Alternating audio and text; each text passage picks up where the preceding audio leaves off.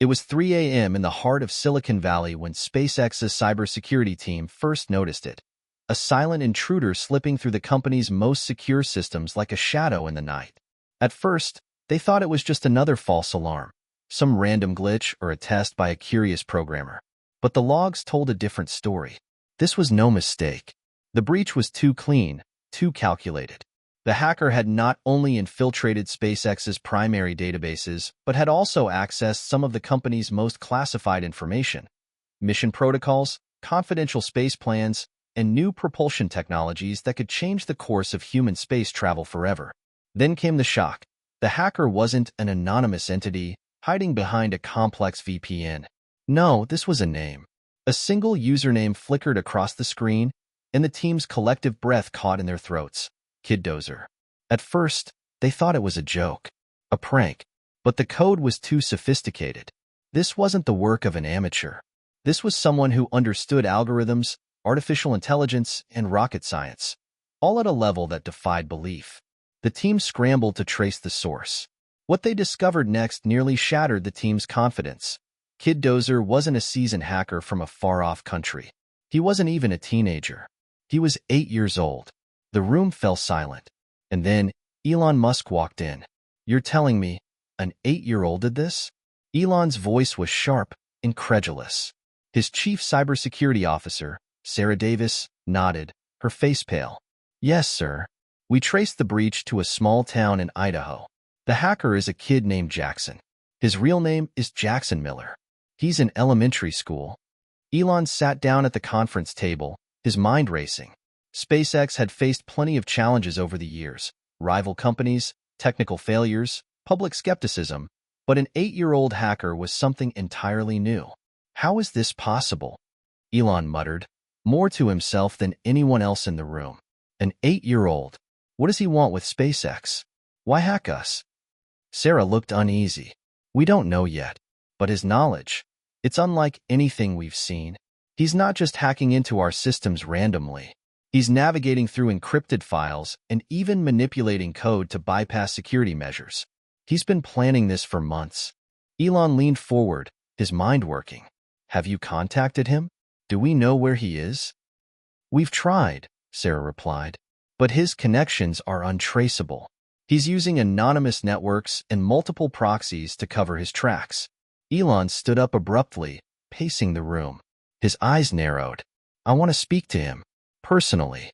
Find a way. Now." The next few hours were a blur of frantic calls, monitoring the hacker's movements and trying to trace any sort of lead. In the middle of all this chaos, Elon couldn't help but feel a strange mix of disbelief and fascination. An 8-year-old. A child. It was hard to imagine such a young mind capable of such extraordinary things. As the hours stretched on, the team finally managed to pinpoint Jackson's location: a small, quiet town in Idaho, far removed from the high-tech world of SpaceX. It seemed like the last place anyone would expect to find a genius hacker. Elon stared at the map on his tablet, his mind racing with possibilities. Was Jackson a prodigy? Or was something more going on here? The next morning, Elon stood in front of the massive SpaceX control center, watching engineers and cybersecurity experts pore over the details of the breach. The pressure weighed heavily on him. If Jackson was able to access SpaceX's deepest secrets, who else could? The ramifications were too great to ignore. He pulled out his phone and typed a quick message to his team. "Find a way to reach Jackson. I want him in front of me." Minutes later, a notification popped up on Elon's screen. A single line of text blinked in the chat. "You wanted to talk? I'm here." A chill ran down Elon's spine as he stared at the screen. He had been expecting this, but the reality of it still hit him hard.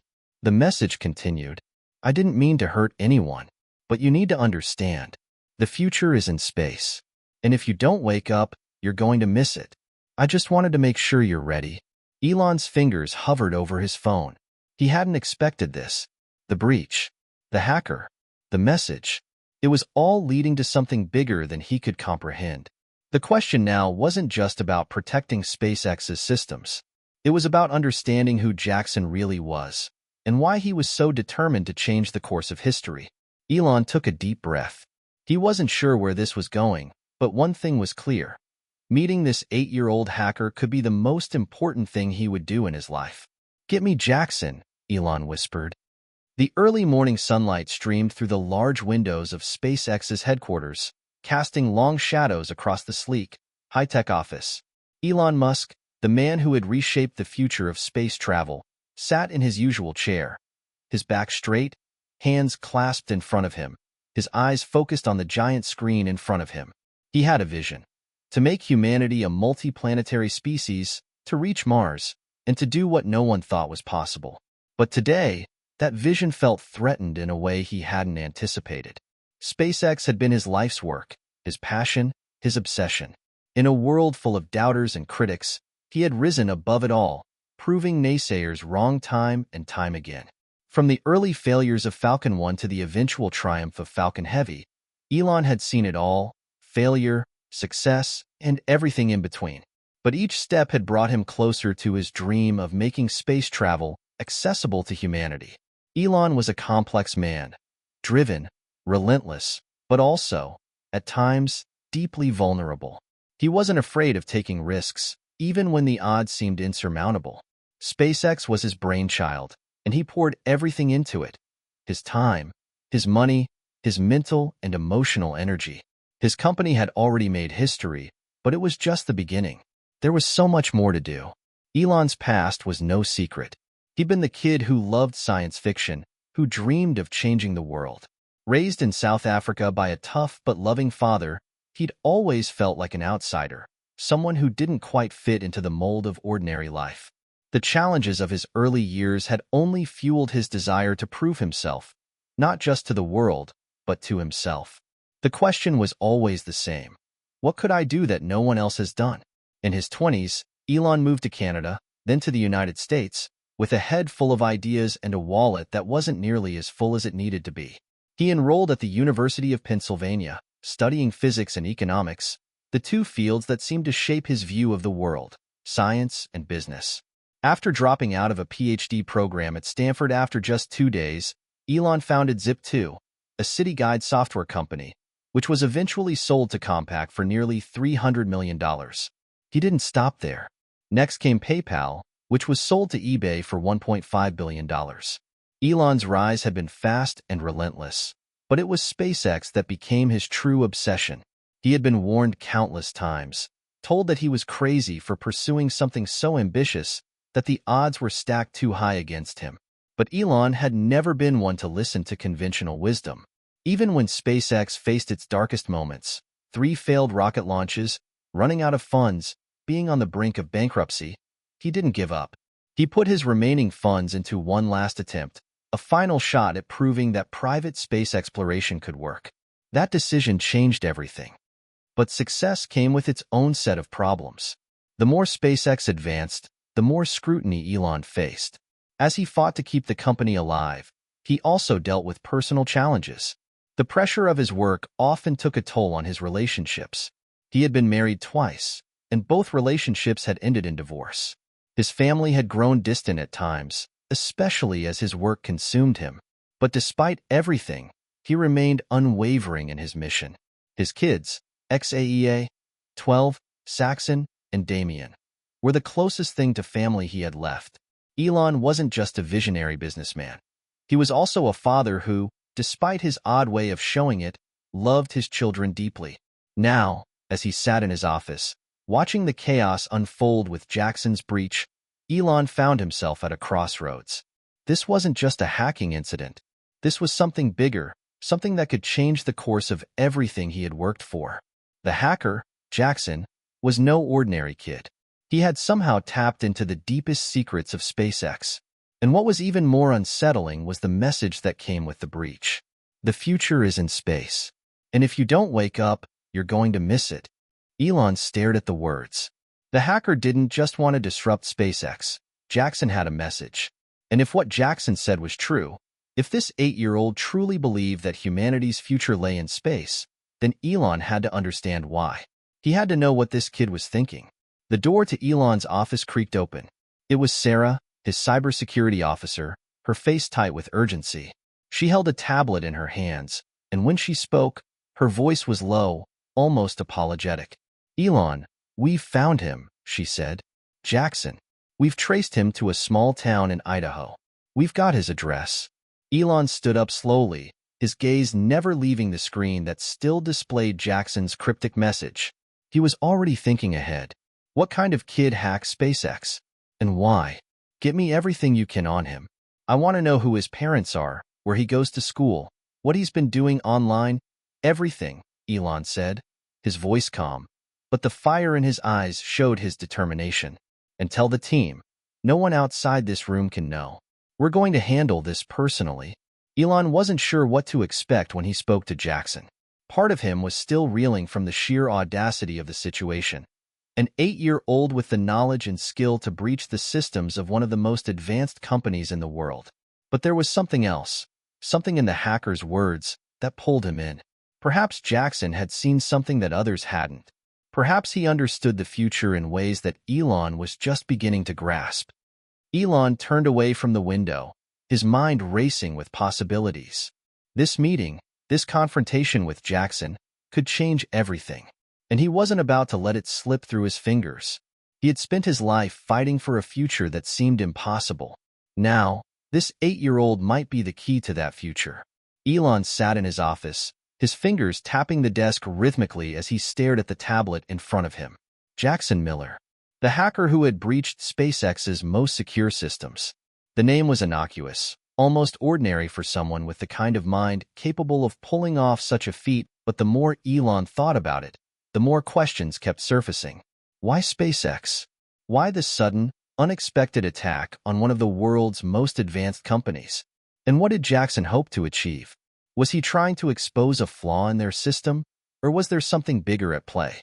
Sarah entered the room once again, a stack of papers in her hands. "We've found something interesting," she said, setting the files down on Elon's desk. Elon's eyes remained fixed on the screen. "Go on." Sarah leaned forward, pointing to the documents. "Jackson Miller is no ordinary kid. He's beyond anything we've encountered before. It turns out that he's been actively involved in online forums for years. But not just your typical gaming or hacking forums. He's been posting in deep tech, artificial intelligence, and even space-related groups. Groups where adults with advanced degrees discuss cutting-edge technologies. And he's been contributing deeply. Almost as if he's been collaborating with engineers, programmers, and scientists. His ideas are surprisingly mature." Elon's interest peaked. "You mean he's been discussing rocket science and AI with grown men and women?" Sarah nodded. "Yes, in ways that are, frankly, beyond most people his age. He's posted complex algorithms, code snippets for machine learning models, and even theoretical concepts for spacecraft propulsion systems. I've attached a few examples. These are concepts that we haven't even fully explored at SpaceX. If you didn't know better, you'd swear he was an experienced engineer." Elon took the papers, scanning through them quickly. His jaw tightened as he read the various technical posts Jackson had made. It was clear that this wasn't the work of a typical child. Jackson had an understanding of physics, AI, and space exploration that could rival many PhDs. "Wait. So you're saying he's not just hacking for fun?" Elon asked. "He's been building something?" "It looks that way," Sarah replied. "But that's not the most surprising part. We've also traced his online activities. Jackson's been living under the radar, almost completely isolated. No family background, no social media, no history of anything unusual, until recently." Elon leaned forward, his eyes narrowing. "What do you mean, until recently?" Sarah tapped the tablet, bringing up a series of timestamps and encrypted logs. Just a few months ago, Jackson started engaging with SpaceX-related content. Specifically, he began to focus on our Mars missions, Mars colony designs, the Starship program, and even some of our classified propulsion technologies. That's when he first interacted with our internal forums, though we didn't realize it at the time. Elon's heart skipped a beat. "So he's been watching us all along?" Sarah nodded grimly. "And worse, he's been learning from us. We were able to trace a few of his digital footprints to our internal systems, specifically the ones related to Starship development. He was in there for weeks before making his move." Elon rubbed his temples, the weight of the situation sinking in. The idea that Jackson had been quietly observing SpaceX's top-secret projects was disturbing enough. But there was something more unsettling about the way he'd done it. It wasn't just a random intrusion. It was calculated, thought out. He didn't just hack for the thrill of it, Elon said, voice tinged with disbelief. He's been using us, watching us, gathering information like it's all part of a bigger plan. Sarah was quiet for a moment, then spoke carefully. There's one other thing. We found a few messages Jackson sent, encrypted, of course, but we cracked them. One of them was particularly interesting. It read, "I've seen the future. You're not ready." Elon's mind raced. "I've seen the future. You're not ready." The words were chilling. It was as though Jackson knew something Elon didn't, something that could change everything. So, what's his endgame? Elon asked, almost to himself. What's he trying to tell us? Why does he think we're not ready? Before Sarah could answer, the room went quiet, and the hum of the control center seemed to deepen. Elon's phone buzzed sharply in his pocket. He pulled it out and checked the notification. It was a message from the hacker himself. You wanted to talk? Here's your chance. The message came with a link. A secure, encrypted video call. Elon looked at Sarah, who gave him a nod of approval. This was it. The moment he had been waiting for. The chance to finally confront Jackson Miller and learn what this mysterious hacker had been planning all along. Elon clicked the link, and a moment later, the screen flickered to life. The face that appeared wasn't the one he expected. Instead of a hardened, anonymous hacker, a child's face appeared. Only it wasn't just any child. Jackson Miller was an 8-year-old boy, sitting in a dimly lit room, surrounded by stacks of books and scattered papers. His hair was messy, his eyes wide with intensity, and his expression serious, almost unnervingly so. "Hello, Mr. Musk," Jackson's voice came through, steady and calm for someone his age. "I hope you weren't too surprised to hear from me." Elon leaned back in his chair, eyeing the child on the screen with a mixture of disbelief and intrigue. "Jackson," Elon began, choosing his words carefully. "What do you want? Why SpaceX? Why hack into one of the most advanced companies in the world?" Jackson's eyes narrowed slightly, as if weighing his response carefully. "You still don't understand, do you? This isn't about hacking. This is about saving humanity. Your company? It's doing great things, but you're missing something. Something big." Elon blinked. "Saving humanity? You're 8 years old. What do you know about saving humanity?" Jackson's voice grew even more serious. "You're focusing on the wrong things. Rockets, technology, the hardware. They're all just the beginning. What you need to focus on is how you're going to get people to Mars and what they're going to do when they get there. You're so busy building a spaceship, you're forgetting the most important part." Elon's curiosity piqued. "What part is that?" Jackson didn't hesitate. "You need to prepare the minds of the people who will go to Mars. You need to make sure they can survive, mentally and emotionally, not just physically. Because if you don't, they'll never make it." Elon's heart skipped a beat. This kid, this 8-year-old, had just hit him with something that no one had ever dared to think about. The psychological survival of colonists on Mars. "I've been studying your plans, your designs, and I've seen the flaws," Jackson continued, his voice gaining confidence. "You think you're ready for Mars, but you're not. I've seen it. I've seen what happens when you don't consider the mental toll." Elon was speechless. He wasn't sure whether to be angry, impressed, or terrified. But one thing was clear. This conversation was just beginning. Elon Musk sat motionless in front of the screen, staring at Jackson Miller, the 8-year-old hacker, as if he were seeing a ghost. Jackson's words, "You need to prepare the minds of the people who will go to Mars," kept echoing in his mind, growing louder with each passing second. The room was silent except for the soft hum of electronics in the background, and for a moment, Elon felt as though the entire world had paused. "You're talking about the psychological aspects of colonizing Mars," Elon said, his voice calm but tinged with an urgency that even he couldn't hide. "But what does that have to do with hacking into SpaceX's systems? Why not just tell us this? Why destroy our security?" Jackson's expression didn't shift. His gaze was intense, his words deliberate. "Because you wouldn't have listened. You're too focused on the tech, Mr. Musk. You've got the rockets, the equipment, the plans, but you're missing the human element. People are not machines. They're fragile. The moment you send humans to Mars, they'll be cut off from Earth. They'll be isolated to the point where some might break under the pressure. If you don't understand that, you might lose the whole mission. So I did what I had to do to get your attention. Elon felt a chill creep up his spine. The more Jackson spoke, the more he realized that this was no ordinary child. Jackson wasn't some rebel or prankster. He was speaking with the clarity and insight of someone who had thought about these issues for years, not someone who should have been playing video games or doing schoolwork. This child had a vision. A dangerous, all-encompassing vision. I understand you're trying to help, Elon said after a long pause, his fingers tapping nervously on the arm of his chair. But what makes you think you can change the course of something this big? How can you know all this? Jackson looked down for a brief moment, then back up at the screen, his eyes filled with a mixture of determination and something that Elon couldn't quite place. Because I've seen it. I've seen the future. I'm not like other kids. I've been studying psychology, space exploration, and artificial intelligence for years. I'm self-taught. I know things that aren't public knowledge. You're right, I could have just emailed you, but no one would have listened.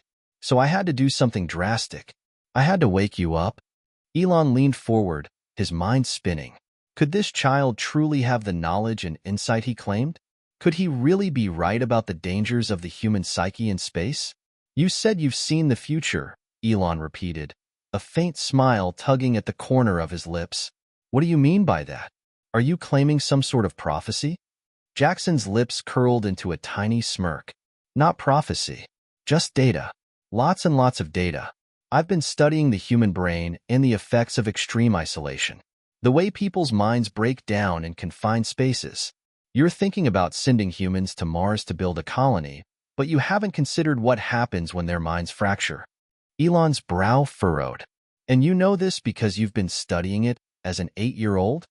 Age doesn't matter when you can access the right information, Jackson said, his voice tinged with a slight edge. You underestimate the power of information. I don't need to be an adult to understand this. I've seen the breakdowns of astronauts. I've read the reports on isolation. I've simulated scenarios. You won't realize the damage until it's too late. By then, it'll be too late to fix it. Elon let out a slow breath, trying to process what Jackson was saying. The problem wasn't just about getting to Mars. It was about making sure the people who went there could survive the mental and emotional toll of such a harsh environment. And Jackson was right. Space exploration had always been about the rockets, the technology, the logistics, but no one had truly focused on the human element, the part that could make or break the entire mission, the part that could decide whether Mars would ever become a second home for humanity. Okay, Jackson, Elon said, his voice steady but serious. You've got my attention, but how do you propose we fix this? What's your plan? Jackson sat up straighter, his eyes gleaming with purpose. I've been working on a system, a program that will help your astronauts adapt psychologically to the pressures of living on Mars. It's not just about technology or the hardware you're using. It's about training the mind, teaching the crew how to handle the extreme isolation, how to bond as a team, and how to survive when Earth feels light years away. But I need your help. You have the resources, the infrastructure. Together, we can make sure that when you send people to Mars, they'll be ready, not just physically, but mentally. Elon was stunned. A system, a psychological training program designed to help astronauts survive on Mars. It sounded plausible. But was it possible? Could this child, with his extraordinary knowledge, really be the one to devise such a solution? Why didn't you just offer this up to us directly? Elon asked, leaning in. Why go through all this trouble? You hacked into our systems, you put us at risk, and now you're asking me to partner with you. Why should I trust you? Jackson's gaze softened, but only slightly. Because, Mr. Musk, you're the only one who has the vision to make this happen. You can take humanity to Mars. But you need to understand that getting there is only half the battle. The real challenge begins when people set foot on that planet. You can build rockets, but if the people on board aren't prepared mentally, they won't survive. They'll fall apart. They'll never make it. Elon took a deep breath, absorbing Jackson's words. The gravity of the situation was beginning to settle in. For the first time in his career, Elon realized that the greatest challenge of all might not be rocket propulsion, space stations, or building sustainable habitats on Mars. It might be making sure the human beings who would venture into the unknown were ready, not just physically, but emotionally and psychologically. "All right, Jackson," Elon said, his voice firm. "I'll hear you out. I'll consider your plan. But I want to meet you. I want to see who you are in person. This is bigger than just hacking our systems. You're talking about a partnership, and I need to understand who I'm working with." Jackson's expression remained unreadable for a moment. Then he nodded. "I'll be waiting. But be careful, Mr. Musk. Time is running out. The longer you wait, the harder it will be to fix the mistakes you're already making." Elon was silent for a moment, staring at the screen. The kid was right. The clock was ticking. And every second spent doubting Jackson's words was another second that humanity would lose to the harsh reality of space exploration. "Where do we meet?" Elon asked. Jackson smiled faintly. "I'll send you the coordinates. And be prepared. This isn't just about space. It's about saving humanity." As the screen went dark and the connection ended, Elon sat in silence, his mind racing. The world had just changed, again. And this time, the change wasn't just technological. It was psychological. The air outside was brisk, cool with the first hints of autumn. Elon Musk stood at the edge of the SpaceX compound in Hawthorne, California, staring at the sleek black Tesla in front of him, which had just pulled into the parking lot. His fingers tightened around the metal railing as he watched the figure step out of the car. This was it. He was about to meet Jackson Miller, the child hacker who had infiltrated one of the most secure companies in the world and claimed to have the answer to humanity's survival on Mars. Elon couldn't help but feel a sense of disbelief. This kid, no older than 8, had challenged everything he thought he knew about space exploration and human psychology.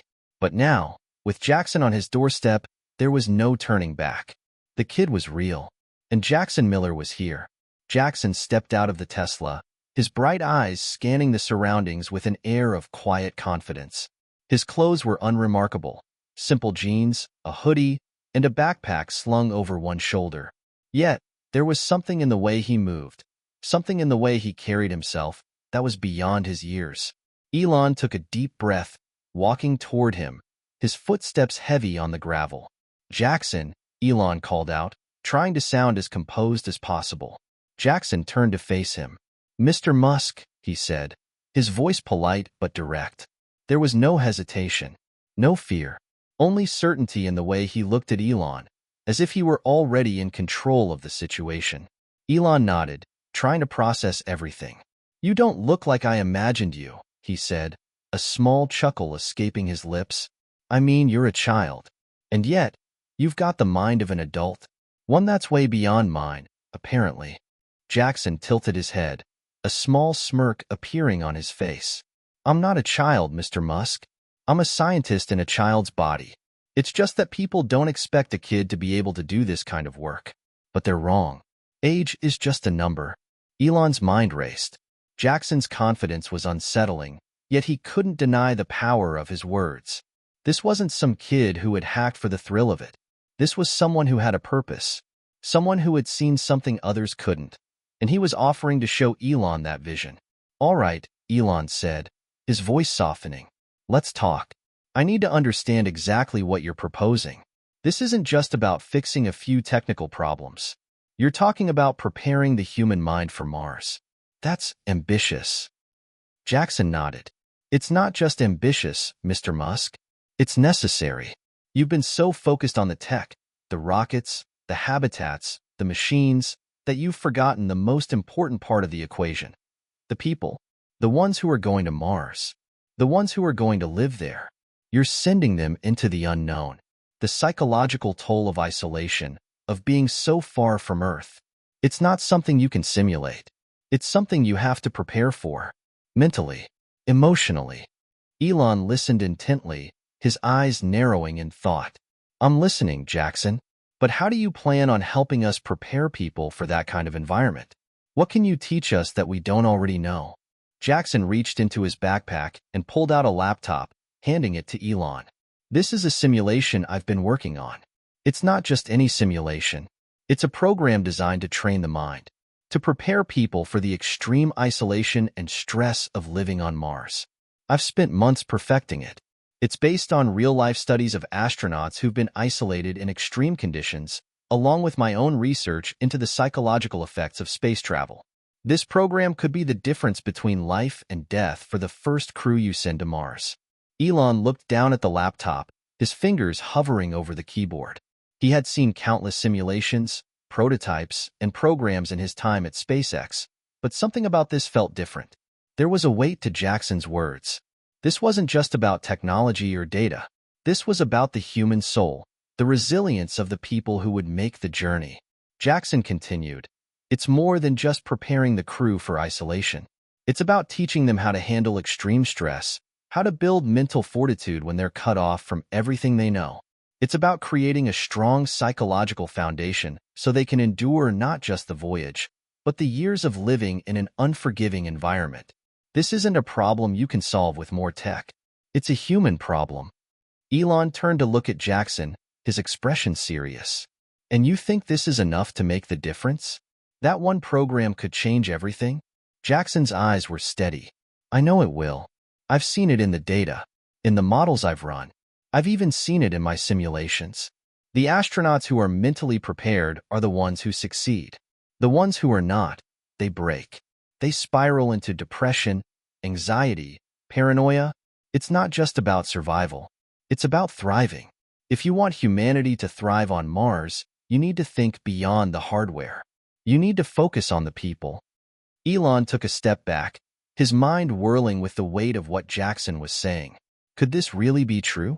Could they truly be overlooking such a crucial aspect of space exploration? For years, they had poured resources into technology, better rockets, better habitats, better life support systems. But never, not once, had they considered what might happen to the human mind once those systems were in place. Jackson's words hung heavy in the air, and Elon could feel the enormity of the realization beginning to settle in. "How do you know all this?" Elon asked, his voice softer now, almost in awe. "How can you, an 8-year-old, understand all of this? Where does your knowledge come from?" Jackson paused for a moment, his eyes darkening slightly. "It's not about age. It's about access to information. I've spent years studying the psychology of isolation, space travel, and artificial intelligence. I've read papers, watched documentaries, listened to interviews from astronauts, and most importantly, I've experienced isolation myself. It's something that gets to you.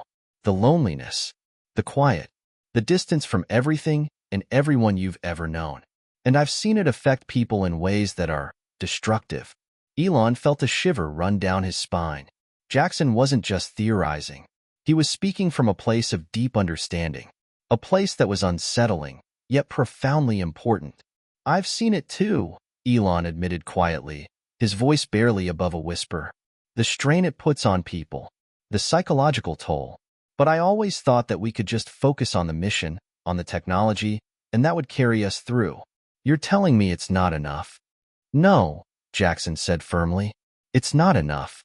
Not if you want to survive. Not if you want to thrive. You need more than just tech. You need resilience.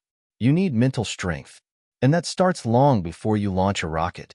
There was a long silence between them, both of them absorbing the weight of Jackson's words. Elon had spent his life pushing boundaries, breaking barriers, and advancing technology. But this was something else entirely.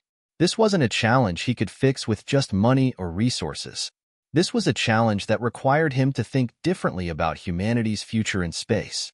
"I'm going to take this seriously, Jackson," Elon said, his voice resolute. "I'll make sure this is part of the mission. I'll take your program into account. And if it works, if it truly works, I'll make sure every crew going to Mars gets this training." Jackson smiled, his expression softening slightly. "That's all I'm asking for, Mr. Musk. Just that you listen. And trust me." For the first time since their conversation began, Elon felt something deep inside him shift. He wasn't just seeing Jackson as a hacker, or even as a child. He was seeing him as someone who had the potential to change the course of human history. And suddenly, Mars didn't seem quite so far away. The sun was beginning to set as Elon Musk walked down the hallway of SpaceX's main building, Jackson Miller walking quietly beside him.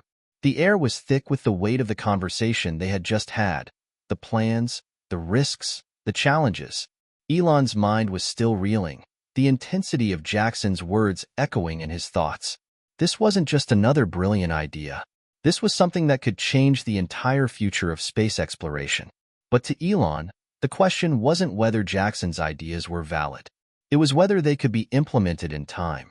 "We have to act fast," Elon said, breaking the silence between them. "You understand that, right? We're already planning for the first manned mission to Mars. The launch window is coming up, and there's a lot to do. Your program, it needs to be integrated and fast." Jackson nodded, his face serious. "I understand, Mr. Musk, but don't expect miracles overnight. It's not just about building a program. We need to test it, see how it works with actual astronauts. We need to simulate the kind of isolation they'll face on Mars. It's not enough to just train them in a classroom." Elon nodded slowly. "We've been testing the technical aspects for years, but I see your point. We've never really tested the human element. Not in the way we need to." They stopped in front of the door to the command center, where several engineers and mission specialists were gathered. Inside, monitors flickered with live data, and a handful of nervous faces turned toward them as Elon entered, followed closely by Jackson. "Everyone, meet Jackson Miller," Elon announced, motioning to the boy beside him. "He's here to discuss a new aspect of our Mars mission, one that we've been neglecting for far too long." The room fell silent, the engineers looking at the child with a mixture of skepticism and curiosity. Jackson, unfazed, made his way to the center of the room, where he set down his laptop and plugged it into the main display. The screens flickered and then changed to a set of complex psychological data models and simulation outputs. "Jackson's developed a program," Elon continued, "that's designed to help our astronauts not just survive the isolation on Mars, but thrive in it. It's based on real psychological studies and data, combined with his own extensive research. And I'm telling you right now, we're going to implement it, starting with the crew for our first mission." The murmurs in the room were audible, but the engineers were clearly hesitant. They had seen countless ideas and proposals over the years, most of them dismissed or lost in the sea of priorities.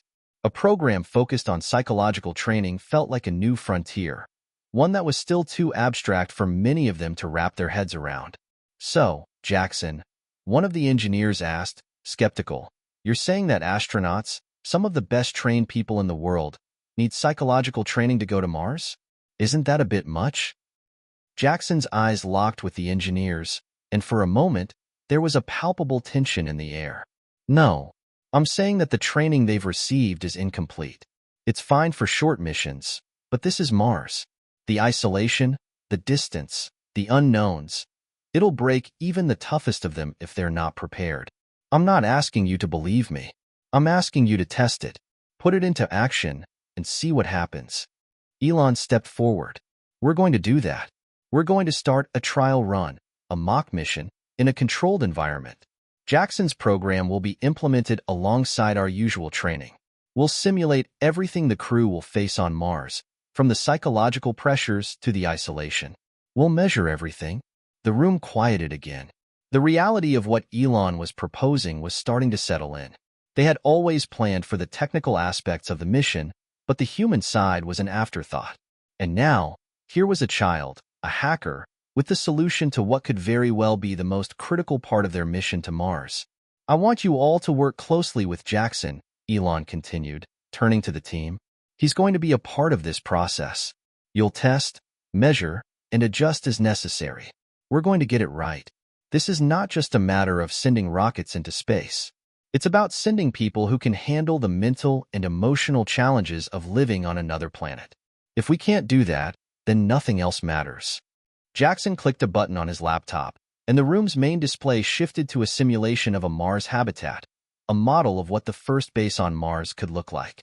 The engineers stared at it, intrigued. Jackson spoke, his voice confident and steady. "This is a model for the Mars habitat, but as you can see, it's not just about the walls, the airlocks, or the equipment. It's about the people inside. This habitat will be their home, their prison, their sanctuary, all in one. And I can guarantee you that if you don't train them for the psychological burden of that reality, they won't last. Not just on Mars, but before they even get there. Another engineer, still uncertain, asked, "And how do we know it'll work? How do we know the training will actually help them cope?" Jackson didn't flinch. "That's why we're doing this trial. It's not just theory, it's a test. We'll simulate everything they'll face, from the isolation of being cut off from Earth to the extreme pressure of living on Mars. We'll monitor their mental health, their coping mechanisms, their stress responses. The data will speak for itself." Elon, seeing the uncertainty in the room, added, "We're going to run this trial with a selected crew. It's a risk, yes, but it's a necessary one. I've seen the research. I believe in it. And I think it's time we put this to the test." The engineers exchanged glances. There were still doubts, of course. How could there not be? A child telling them to rethink everything they knew about space missions was unprecedented. But the fact remained that Elon Musk, one of the most successful visionaries of their generation, was backing this. If he believed in Jackson's program, then they would have to give it a shot. "All right," one of the senior engineers said, finally breaking the silence. "We'll give it a try. But we're going to need real data. A controlled environment. A complete simulation." "That's exactly what we'll do," Elon replied. "Jackson, let's begin." As the team moved to prepare the simulation and gather the necessary data, Jackson turned to Elon. "This is only the beginning, Mr. Musk. If this works, it will change everything. Not just for SpaceX, but for humanity." Elon nodded. "I know, but we can't afford to fail. Not with something this important." And for the first time in months, Elon felt something he hadn't felt in a long time: hope. It was early the next morning when Elon Musk arrived at the SpaceX training facility, his mind still buzzing with the events of the previous day. The decision had been made. Jackson Miller's psychological program for Mars missions would be tested, and they would begin with a trial run in a simulated Mars environment. Today was the first step. The plan was simple. A small crew of astronauts, who had already been trained in the technical aspects of the Mars mission, would be isolated in a simulated habitat, cut off from all communication with Earth, confined within a space that mimicked the conditions they would face on Mars. Jackson's program would be integrated into their daily routines, and every move, every reaction, would be carefully monitored. As Elon entered the observation room, Jackson was already there, his small frame sitting in front of a bank of screens. The child hacker was calm, collected, and, strangely, seemed entirely at ease. He had been overseeing the setup for the simulation and had made sure every detail of the program was integrated perfectly. "How's it going?" Elon asked, his voice carrying a mix of curiosity and cautious optimism. "Everything's set," Jackson replied without looking up. "We've got the psychological training modules ready. The astronauts will go through them each day, starting today. They'll face different scenarios: isolation, technical failures, supply shortages. We'll see how they react, how they cope. I've also built in some surprises, nothing too dangerous, but enough to test their stress levels." Elon raised an eyebrow. "Surprises? You've got them already on edge, and now you're throwing curveballs at them?" Jackson looked up and met Elon's gaze, his expression serious. "The whole point is to test them. We need to see how they handle stress in real time. Mars isn't going to be predictable. It's not going to be a walk in the park. The only way to prepare for it is by simulating the unpredictable." Elon hesitated, but then nodded. He knew Jackson was right. The unpredictability was the true test. He took a deep breath, and together, they watched as the astronauts began to enter the simulation chamber. The astronauts, 4 in total, stepped into the simulated habitat, an airtight, claustrophobic space filled with life support systems, food rations, and equipment. The environment was a mirror image of what they would find on Mars: confined, with limited resources, and no way to communicate with Earth for the next 2 months. Jackson's program began immediately. At first, everything seemed calm. The astronauts moved through their routines, completing the daily tasks of maintaining the habitat and checking their supplies. It was a standard day in a space mission, quiet, methodical. But then Jackson's program began to push them, gently at first. "Commander, we've lost communication with Earth," one of the astronauts said, turning to the others. Elon, watching through the observation window, leaned forward. This was the first test. A simple scenario, losing communication with Earth. In reality, such an event would be catastrophic. But the program was designed to see how the crew would react to something that wasn't an immediate threat, but was unsettling enough to raise anxiety. The commander, Lieutenant Sarah Hayes, glanced at the screen in front of her. All right, let's check the communication systems. It's probably a glitch. But as she worked, another scenario was triggered by Jackson's program, power failure. Systems are down, Sarah said, her voice edged with frustration. We have no power. Life support, comms, everything's offline. Elon watched closely as Sarah took charge. She immediately instructed her crew to switch to manual systems, but there was a noticeable tension in her voice. The other astronauts moved quickly, but the frustration was palpable. Jackson's simulation was designed to push them, create a sense of urgency, but without a clear, immediate solution. After a few moments of scrambling, Jackson spoke through the intercom, his voice calm and unflinching. Simulation time, 48 hours.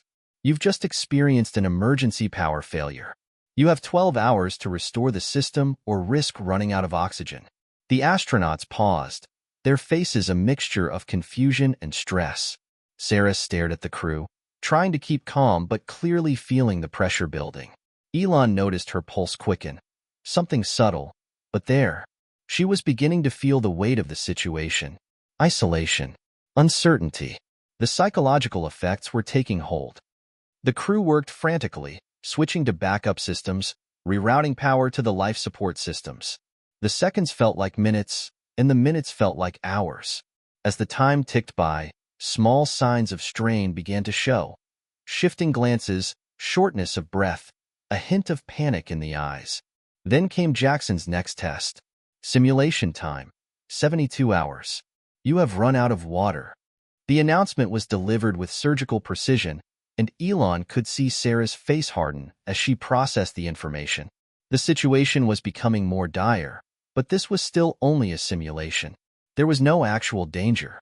And yet, the mental stress on the crew was increasing exponentially. The crew had been trained for technical failures. They had been prepared for issues with hardware, power, and life support systems. But they were not prepared for the emotional weight of it. How would they hold up when things went wrong, when they were pushed beyond their mental limits? Sarah stepped away from the main panel, her voice tight with frustration. This isn't supposed to be happening. We shouldn't be out of water. Commander, one of the other astronauts said, his voice barely above a whisper, maybe we're not cut out for this. We're supposed to be the best, but, he trailed off, the weight of isolation creeping into his tone. I don't know if I can do this. The atmosphere in the room was heavy now. The physical tasks were no longer the issue. It was the mental strain. The crew was starting to question their ability to endure, to survive. Elon watched as Jackson's program played out perfectly. The psychological effects were real. The astronauts were beginning to show signs of fatigue, not just physically but emotionally. Jackson was right. The tech might get them to Mars, but the human element was the key. Simulation time, 96 hours. You've lost one of your crew members due to a mental breakdown. At that, the crew froze. The tension in the room was palpable. They looked at each other, trying to process the information. And that's when the test reached its true climax. One of the astronauts, Lieutenant Tom Daniels, suddenly collapsed to the floor, clutching his head. I can't do this anymore. I can't be here. His voice cracked with panic, and his hands trembled. We're too far from home. This is hell. The other astronauts rushed to his side, but the breakdown was real. The pressure, the isolation, the lack of communication, it had pushed him to the brink. Elon clenched his fists. This wasn't just a simulation anymore. This was the harsh reality of what could happen on Mars if they weren't prepared. The psychological cost of space exploration was far higher than they had anticipated. Simulation end, Jackson's voice came over the intercom, cutting through the tension. The test is complete. The astronauts, shaken, stood still in the simulation room, their bodies exhausted, their minds frayed. As the doors opened, they stepped out into the observation room, looking at Elon and Jackson. We failed, Sarah said quietly, her voice hoarse. We didn't even last a full week. Elon looked at her, his face serious. No, you didn't fail. You've just experienced what the future of space exploration will look like if we don't take this seriously. We need to learn from this, every single one of us. Jackson stood beside him, watching the astronauts closely. It's not about failure. It's about preparing for the unimaginable. We'll keep testing, keep improving. But this was the first step. Elon looked at Jackson, then back at the crew. And we have a long way to go. The days following the simulation felt like a blur to everyone involved. The trial had been a success, in the sense that it had exposed crucial flaws in their preparation, but it had also been a painful reminder of how much they still had to learn about the human side of space exploration. The astronauts who had participated in the simulation were still reeling from the experience, and Jackson's program was still under review. But one thing was clear. The psychological challenges of a Mars mission were real, and they would be a factor in every mission going forward. Elon sat alone in his office, reflecting on the events of the past week. He had been to the edge of space, touched the stars, and revolutionized technology in ways no one thought possible. But the reality of sending people to Mars, of asking them to live on an alien planet for months, maybe years at a time, had hit him harder than he had anticipated. We're sending them to Mars, but at what cost? He thought, rubbing his temples as he gazed at the plans on his desk. There was a gnawing feeling in the pit of his stomach, one that had grown ever since Jackson had entered the scene. A knock at the door interrupted his thoughts. He looked up to see Gwynne Shotwell, SpaceX's president and COO, standing in the doorway, a concerned expression on her face. "Everything all right?" she asked, walking into the room. "I'm not sure," Elon replied. He leaned back in his chair, trying to shake off the anxiety. The Mars mission is moving forward, but Jackson's program, his ideas, they're changing everything. The astronauts didn't just fail the test, they were broken by it. Gwynne took a seat across from him, folding her hands on the desk. "I know it was tough to watch, but you've always said this mission is bigger than just sending people to Mars. It's about humanity's future. And that future is going to come with challenges we can't even predict yet." Elon nodded, but the weight of the situation seemed to press down harder each day. "That's the thing. I knew it was going to be tough. But now, after seeing what happened, I'm not sure we're even close to being ready. We can send a rocket to Mars, no problem. But can we send people who are mentally and emotionally prepared for it? I'm not so sure anymore." Gwynne's expression softened. "Elon, we knew this wasn't going to be easy. You're a visionary, but even you can't predict everything. Jackson is just one piece of the puzzle. The question is, how are we going to take everything we've learned from this trial and build a plan that works?" Elon let out a sigh. "That's exactly what I'm trying to figure out. And if Jackson's program is as crucial as it seems, it's going to change the way we approach the entire mission. The engineers, the astronauts, none of them are ready for what lies ahead. But they need to be, and soon." Before Gwynne could respond, another knock at the door interrupted them. This time, it was Jackson himself, walking in without waiting for an invitation. His presence was commanding despite his small stature. He had the air of someone who already knew the weight of the world rested on his shoulders. "Jackson, come in," Elon said, standing to greet him. "How's the review of the program going?" Jackson took a seat, his eyes sharp as ever. "The astronauts are still processing the trial. Some are even requesting to speak with me about their reactions. They need debriefing, more than just a technical review. They need someone who understands what they went through, someone who can help them recover." Elon exchanged a glance with Gwynne. "You're saying they need therapy?" Jackson nodded. "Not just therapy. They need to understand what's going on inside their own heads. The program isn't just about the training modules. It's about giving the astronauts the tools to recognize their own stress triggers, their fears, their anxieties, before they even get to Mars." Elon rubbed his chin thoughtfully. "So, you're suggesting we make this a more integral part of their training, not just an add-on feature?" "That's exactly what I'm saying," Jackson replied, his voice steady. "This isn't just a mental health issue. It's a survival issue. They need to understand the psychological pressures they'll face before they step into a spaceship. And the sooner we can do that, the better." Gwynne nodded slowly, her mind racing through the implications of what Jackson was proposing. You know, this could change everything. If we make psychological training a core part of astronaut preparation, we're not just setting a new standard for SpaceX. We could set a new standard for space agencies everywhere. Elon looked between them, the pieces beginning to fall into place. This could be our way forward. It's not just about rockets and technology anymore. It's about the people who are going to make this happen. And Jackson, you've already done what no one else was able to. Jackson shrugged, the confidence in his demeanor unshaken. I'm just doing what needs to be done. We're trying to create something bigger than ourselves here. And we can't afford to leave any gaps, especially when lives are on the line. Elon looked at him, finally seeing the depth of Jackson's vision. He wasn't just a hacker with a strange obsession. He was a critical player in a revolution that could change not just space exploration, but the way humanity thought about survival on other planets. I agree, Elon said finally, his voice firm. We're going to make your program the centerpiece of our Mars mission. We'll start by implementing it in all future astronaut training. And not just for Mars missions. This could apply to all space exploration, long-term isolation, even missions to the moon. This will be the gold standard from now on. Jackson smiled, a small but triumphant smile. That's the plan. A few days later, a meeting was called to discuss the fallout of the simulation trial and how to move forward with Jackson's program.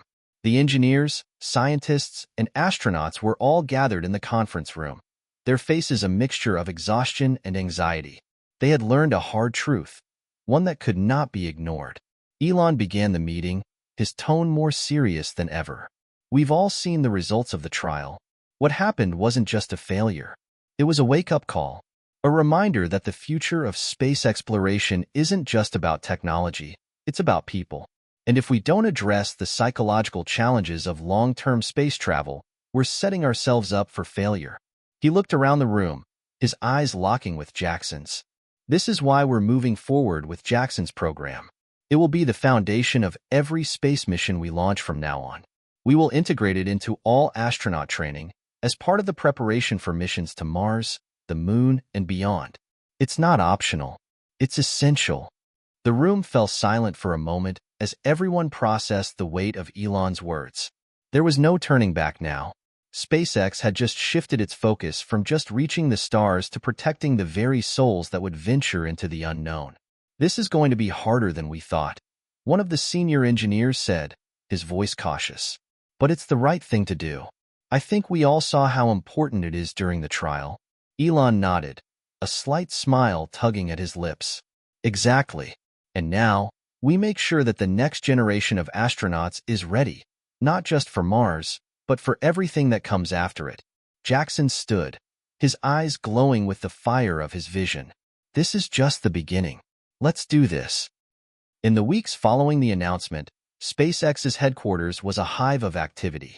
The new directive to integrate Jackson's psychological program into every astronaut training mission had sent shockwaves through the company. Engineers and trainers were working around the clock to adapt their existing curriculum, making space for the psychological modules that had been initially dismissed as secondary.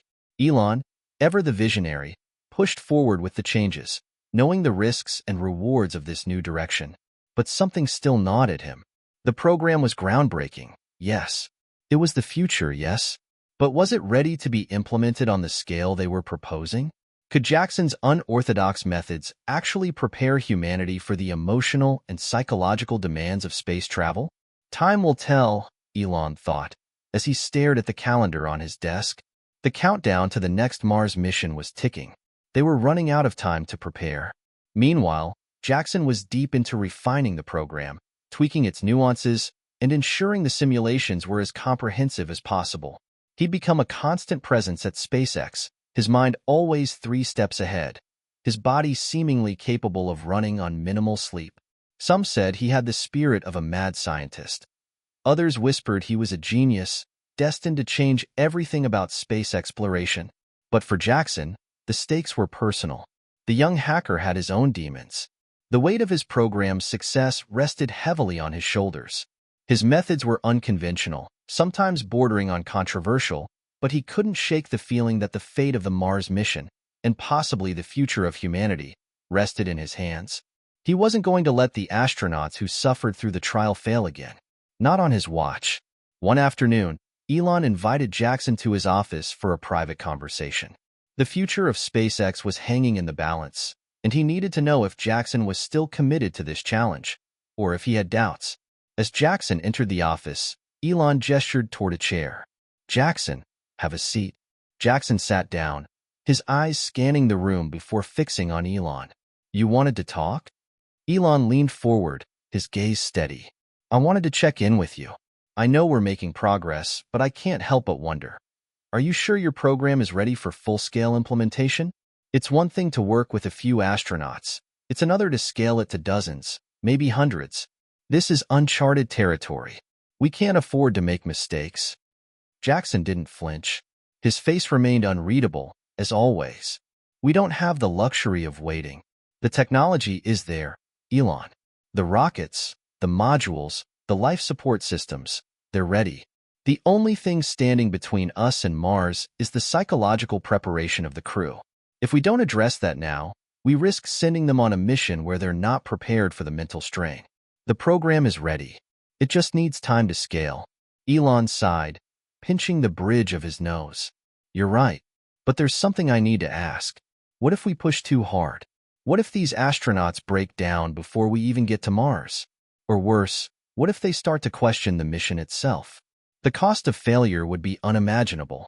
Jackson's eyes narrowed, and he leaned forward slightly. "You're worried about the mental breakdowns. I get that, but I'm more worried about the emotional ones. We're talking about long-term isolation, stress, a sense of hopelessness. That's what will break them. And that's exactly what we need to simulate now. The real danger lies in not preparing them for that kind of environment. Mars is unforgiving. We can't afford to ignore the psychological aspect anymore. It's not just about the tech. It's about the people who will use it." Elon looked at Jackson for a long moment, considering his words. There was something deeply intense about the young hacker's conviction. Elon had seen it before in the eyes of the most successful pioneers, the belief that their ideas could change the world. The question was, could Jackson's program really deliver on that promise? "All right," Elon said, nodding slowly. "We're all in. But I need you to lead this transition. We'll scale it. You'll have the resources and the team you need. But I'm going to need to see results, fast. This can't be an experiment that drags on. If we're going to Mars, we need to be ready. Mentally, physically, emotionally." Jackson's expression softened, but only for a brief moment. "Understood. I'll make it happen. The astronauts won't just survive, they'll thrive." As Jackson left Elon's office, a mixture of excitement and uncertainty gripped him. He knew that he had just committed to a path that could either make or break the entire Mars mission. The stakes were higher than ever, and there would be no turning back. Meanwhile, the astronauts who had participated in the first trial were still processing their experiences. Some had been sent to therapy sessions, traditional ones, at least, and others had taken time off to clear their heads. The mental scars of the simulation were deeper than most had realized. But for the most part, they all knew one thing. They couldn't avoid the mental toll of space exploration. Jackson's program had opened their eyes to that reality. They were better for it, but they were also scared. Lieutenant Sarah Hayes, the commander of the test crew, sat in a small lounge area, quietly nursing a cup of coffee. Her hands shook slightly as she stared out the window, lost in thought.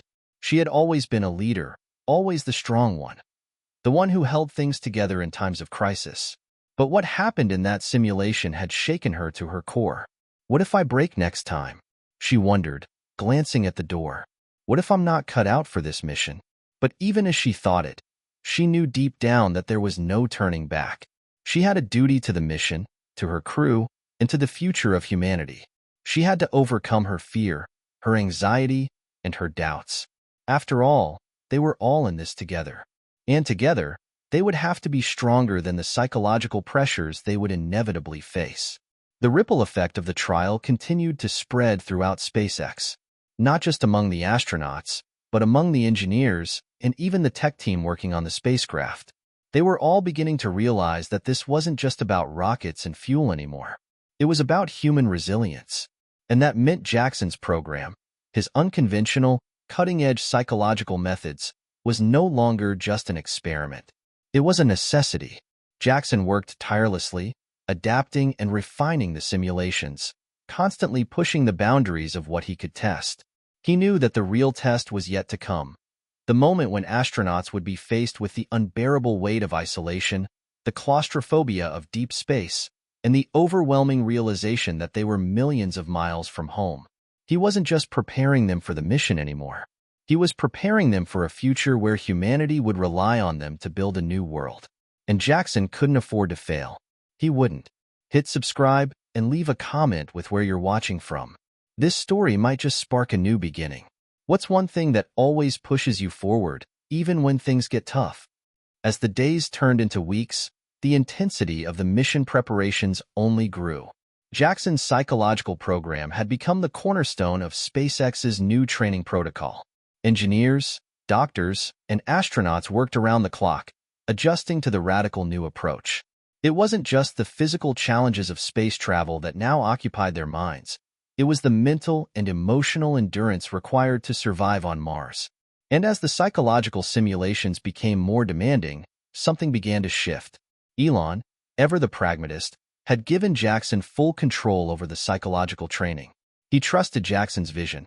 After all, the hacker had proven himself capable of thinking outside the box and shaking things up when needed. But now, as the mission's launch date loomed closer, Elon found himself increasingly anxious. Was Jackson pushing too hard?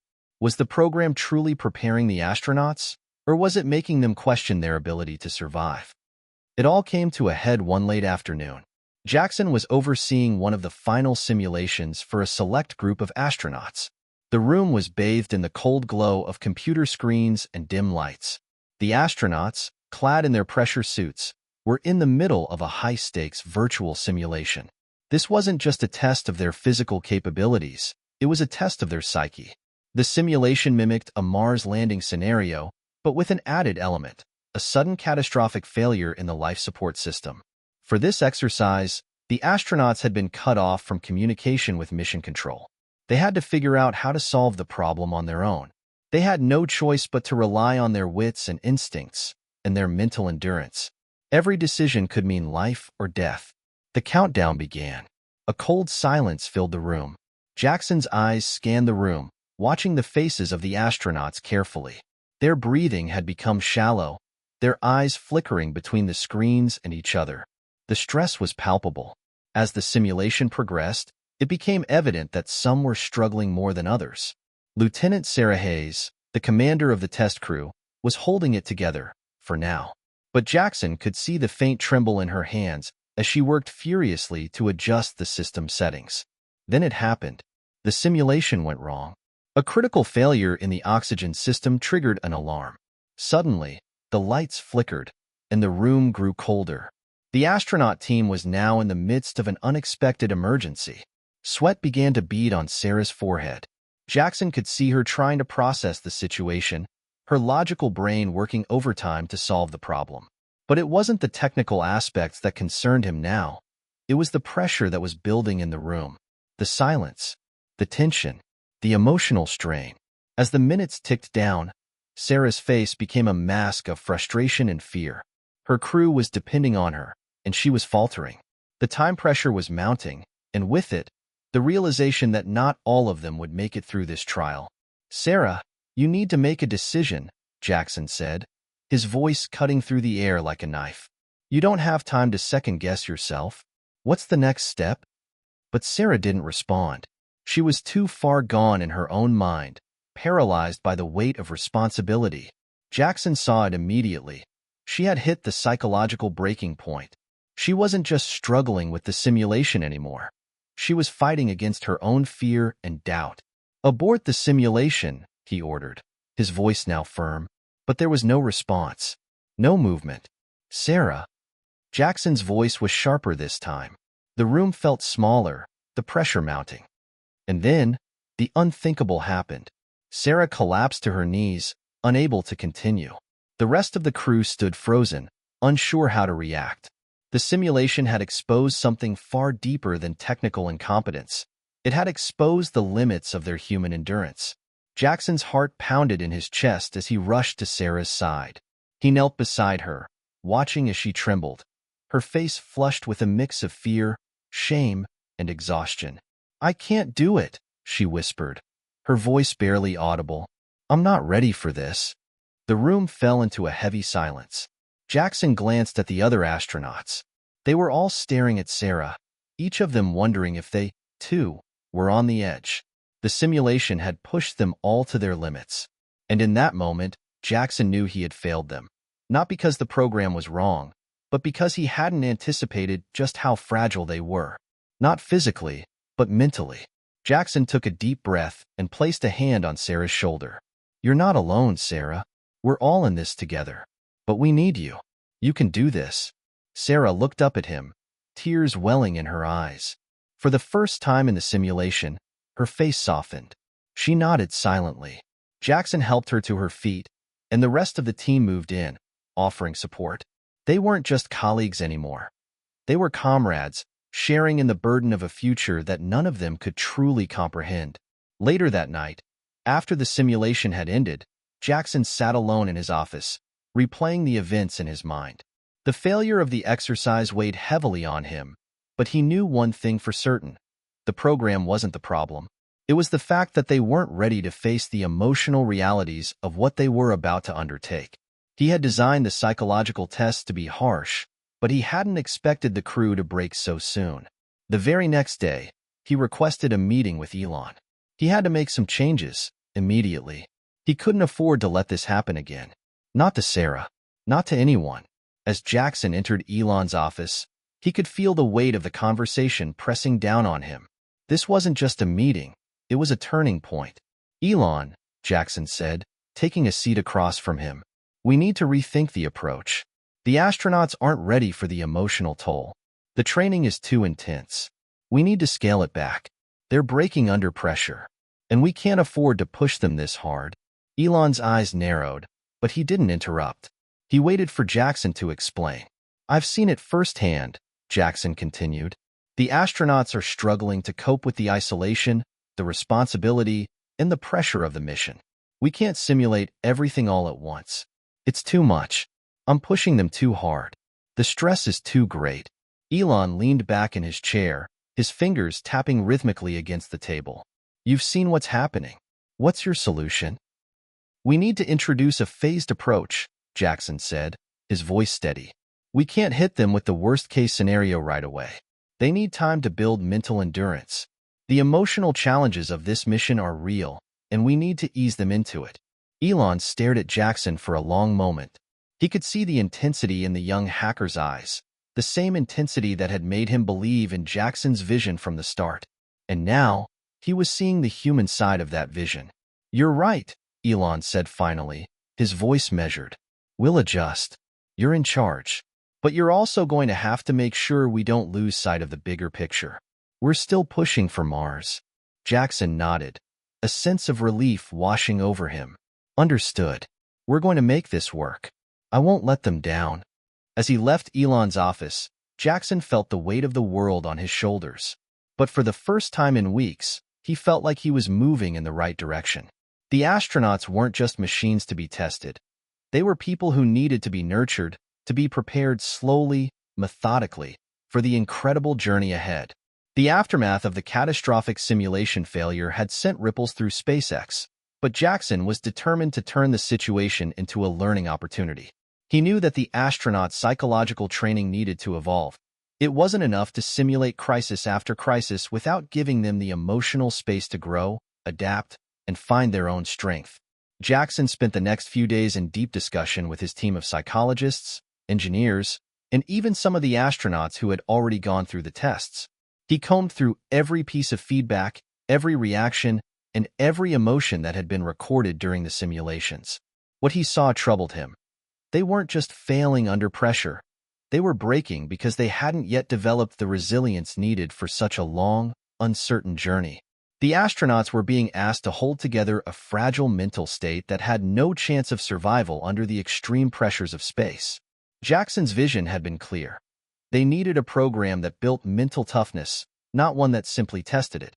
It was time to step back, reframe, and refocus. He was no longer just creating a training program for astronauts. He was building a system of emotional resilience for humanity's greatest adventure. And it had to start from the ground up. Jackson sat in the war room at SpaceX headquarters, the digital screens on the walls flashing with data from previous simulations. His team was gathered around a table, their faces lit by the soft blue glow of the monitors. "We need a phased approach," Jackson said, his voice firm. "We can't throw them into the deep end immediately. They need time to acclimate, time to process what they're feeling, time to build emotional and psychological resilience." One of the senior psychologists, Dr. Emily Hayes, raised an eyebrow. "You want to slow it down? We've been ramping up the simulations for months now. They're already behind schedule. The mission to Mars is coming up fast." "I know, Emily. Trust me, I get it," Jackson replied, running a hand through his hair. "But what's the point of preparing them for space if they break under pressure before we even leave Earth's atmosphere? We've been testing their limits without giving them the tools to cope with those limits. We're pushing them too hard, too fast. We need to build this slowly. We can't just teach them how to survive on Mars. We need to teach them how to survive themselves first." There was a tense silence in the room as his words hung in the air. Dr. Hayes shifted in her chair, clearly considering his argument. Finally, she spoke. "So, what's the plan? A new approach?" Jackson nodded, his gaze shifting to the screen in front of him. On it was a blueprint for a completely redesigned training program, one that incorporated emotional checkpoints, mental health support, and coping strategies from the very beginning. "We'll start with small, manageable tasks," he explained. "Low-stakes scenarios that allow the astronauts to build trust in themselves and each other. We'll guide them through stressful situations, but with the focus on emotional regulation rather than problem-solving. Over time, we'll increase the difficulty, but with a much stronger psychological safety net." Dr. Hayes considered this, then turned to the others in the room. "It's not a bad idea. It's slower, but it might be more sustainable in the long run." Another engineer, Adam, spoke up. "But will this approach work in space?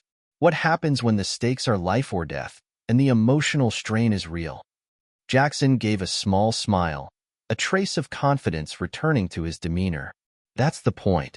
This is about creating an emotional foundation, one they can rely on when things go wrong. They won't just be reacting, they'll be responding. We're not building robots. We're building astronauts who can handle failure, frustration, and fear without letting it destroy them. We'll make sure they know they have the skills to recover." The room was quiet again as everyone absorbed his words. Finally, Dr. Hayes nodded. "All right, we'll do it your way. But you're going to have to sell this to Elon. He won't be happy with delays." Jackson wasn't so sure. Elon had always been a fan of pushing boundaries, of accelerating progress at all costs. But this time, Jackson wasn't going to compromise. If SpaceX wanted astronauts who could withstand the emotional turmoil of a Mars mission, they had to learn resilience before they left Earth's orbit. The next day, Jackson found himself sitting across from Elon again. The tension in the room was palpable. Jackson could sense that Elon was feeling the pressure of the approaching launch window. But he also knew he couldn't back down now. "Elon," Jackson began, taking a deep breath, "we need to make some changes to the astronaut training program." Elon's expression darkened, but he didn't interrupt. "What's wrong with the current plan?" "The current plan isn't working. The astronauts are breaking under pressure, and that's because we've been throwing them into high-stress situations without giving them the tools to manage that stress. We focus too much on performance and not enough on building resilience. They need a solid emotional foundation before we increase the difficulty. If we don't do this, they'll break again. And this time, there won't be a simulation to stop the mission." Elon leaned back in his chair, his fingers steepled as he considered Jackson's words. The silence stretched on for several moments before Elon spoke. "So, you want to slow things down?" "Not slow. Focus," Jackson said. "We need to make sure the astronauts can handle the emotional challenges of this mission. We need to give them the ability to survive the isolation, the fear, the loss. The program has to build resilience from the ground up, step by step. If we skip this, if we rush them, we risk losing them before we even get to Mars." Elon's eyes narrowed, his mind clearly working through the possibilities. He was a man who understood risk. He didn't back down easily. But something in Jackson's words made sense. Jackson wasn't just talking about mental toughness. He was talking about the long-term survival of the crew, about ensuring that the astronauts didn't just survive the mission but thrive in it. After a long pause, Elon finally spoke. "All right, we'll rework the program. But I'm not going to make any promises about delaying the mission. We'll make this adjustment, but the window is still open. We can't afford to miss the launch date." Jackson gave a small nod, feeling a surge of relief. "Understood. We'll make it work." As Jackson walked out of Elon's office, the weight of the decision settled on his shoulders. He was grateful for Elon's support, but he knew the real challenge had only just begun. Now, he had to take the new approach and put it into action. Retraining astronauts, fine-tuning the emotional checkpoints, and building the resilience that would allow them to thrive under pressure. But for the first time in weeks, Jackson felt optimistic. They were on the right path now. It wasn't about rushing to Mars. It was about preparing to survive there. And Jackson was more determined than ever to make sure humanity's first crewed mission to the Red Planet would succeed. The revised astronaut training program was a radical departure from what had come before. Jackson had worked tirelessly with his team to design a new curriculum that wasn't just about physical endurance and technical know-how. It was about emotional resilience, mental flexibility, and the ability to weather the intense isolation of space. Every day felt like a balancing act. On one hand, they were pushing the astronauts to their limits, but on the other hand, they were making sure they were emotionally prepared for the journey ahead. The first phase of the new program was intentionally light. The astronauts were encouraged to talk openly about their fears, their hopes, and their personal reasons for wanting to embark on the mission. The idea was simple: create a safe space where vulnerability was seen as strength, not weakness. Jackson called it the emotional baseline. It started with a session where the astronauts shared their personal stories, why they had signed up for the most dangerous mission in human history. Sarah Hayes, the commander, was the first to speak. Her voice, usually so strong and confident, wavered slightly as she began. "I'm doing this because I believe in the future. I believe that humanity has to push past its limits, or we're never going to get anywhere. But I'm also doing this for my son. He's 8 years old, and every time I leave for training, I wonder if I'll make it back. That's the reality. I'm scared." Jackson could see the weight of her words settling in the room. The other astronauts sat silently, each processing their own emotions, their own fears. The emotional baseline had an immediate effect on the group. Sarah's vulnerability had set the tone. Suddenly, it was okay for them to talk about fear, loss, and the unknown. It was okay to be human. As the weeks passed, the emotional training evolved into more complex scenarios. The astronauts had to engage in simulated environments that mimicked the harsh conditions of space, isolated, confined, and under constant stress. But the focus wasn't just on surviving these scenarios. It was about how they responded to the pressure. The emotional training sessions were now paired with mental health check-ins, where they were asked to reflect on their feelings and progress. Each astronaut had their own challenges. Sarah struggled with guilt. Lieutenant Marcos Cruz, a veteran of the Air Force, wrestled with the feeling of inadequacy. Was he really cut out for this mission? Dr. Elaine Ortiz, the mission's doctor, fought with a deep sense of loneliness and the fear of never seeing her family again. But what Jackson noticed most was the growth. Slowly, these astronauts were learning to process and cope with their emotions instead of burying them. They were learning to support each other in ways they hadn't before, to hold space for one another's feelings. They were becoming a team. Not just because they shared a common goal, but because they truly understood each other's struggles. One morning, after a particularly tough simulation, Sarah pulled Jackson aside.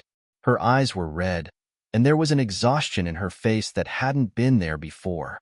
"We're doing the right thing, Jackson," she said quietly. "But I'm starting to wonder if we're ready. It feels like we're just starting to get our footing, and time's running out. Can we really be ready for what's ahead?" Jackson looked her in the eyes, trying to provide the reassurance he knew she needed. "The truth is, none of us can be fully prepared for the unknown.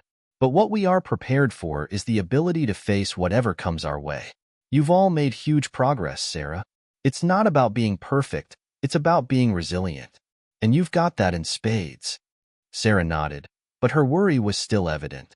Jackson didn't blame her.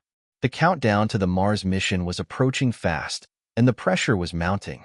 Elon had made it clear that the program's results needed to be tangible, measurable, and above all, effective. The astronauts were ready, but were they ready enough? As the mission launch date drew closer, Jackson found himself feeling the weight of responsibility more than ever. The stakes were higher than they had ever been. The emotional training had worked. He had seen the evidence in the astronauts' improved teamwork, their ability to confront their fears, and their growing sense of camaraderie. But the physical side of the training had also intensified. They were no longer just learning how to handle emotional stress. They were learning how to survive Mars. One afternoon, Elon called Jackson into his office. There was a tension in the air, and Jackson could feel it. "Elon, what's going on?" Jackson asked as he sat down. "We've got a problem," Elon said, his voice tight. "We're still behind on some key aspects of the mission, and I'm starting to think the psychological training might not be enough. The astronauts they're not progressing fast enough. We're running out of time." Jackson's pulse quickened. He had been expecting this. Elon was a man of speed, of action, and the reality of the mission was starting to hit hard. "I know the timelines are tight," Jackson said, his voice steady despite the rising pressure. "But you need to understand something. The emotional training isn't just something we can rush. We've built a foundation, but it takes time to see results. If we push them too hard, too fast, we risk damaging the very thing we're trying to build." Elon rubbed his temples, clearly frustrated. "Jackson, I get it. But we're talking about a mission to Mars. This is humanity's first step beyond Earth. We can't afford to fall behind."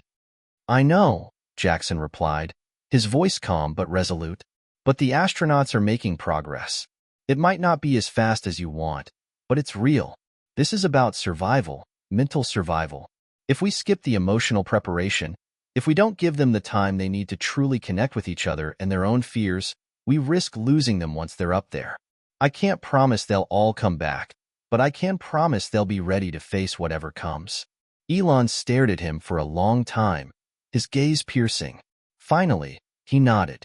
"All right, we'll stick with the program," Elon said, his voice tight. "But we need to make sure that the final phase of training is locked in. I need to know they're physically ready for the mission. And I need to know that you're confident in this." Jackson nodded. "You have my word, Elon. They will be ready. They're more prepared than you think." As Jackson left Elon's office, he felt a strange mix of relief and pressure. Elon had given him the green light, but the real test was yet to come. The astronauts still had a long way to go, physically, emotionally, and mentally. And with the launch date looming, time was running out. As Jackson stood on the balcony overlooking the SpaceX campus, the full weight of the mission ahead crashed down on him. This wasn't just about sending people to Mars. It was about preparing them for the unknown. The vast, endless void of space wasn't just a physical challenge, it was a psychological one. And Jackson knew that no matter how much preparation they did, there would always be things beyond their control. But if the astronauts could learn to face the unknown, they would have a chance at surviving it.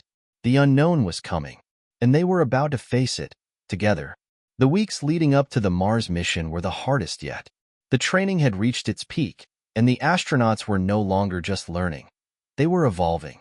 Jackson had watched them transform from nervous, uncertain individuals into a cohesive, resilient crew. But as the launch window drew nearer, the pressure was mounting. The countdown wasn't just for the rocket's launch. It was for a leap into the unknown, and everyone knew it. The final phase of training was designed to push the astronauts to their absolute limits, to force them to confront every fear, every doubt, and every weakness they might have before they stepped foot on Mars. They had already completed months of physical and emotional simulations, but now they were preparing for the real thing.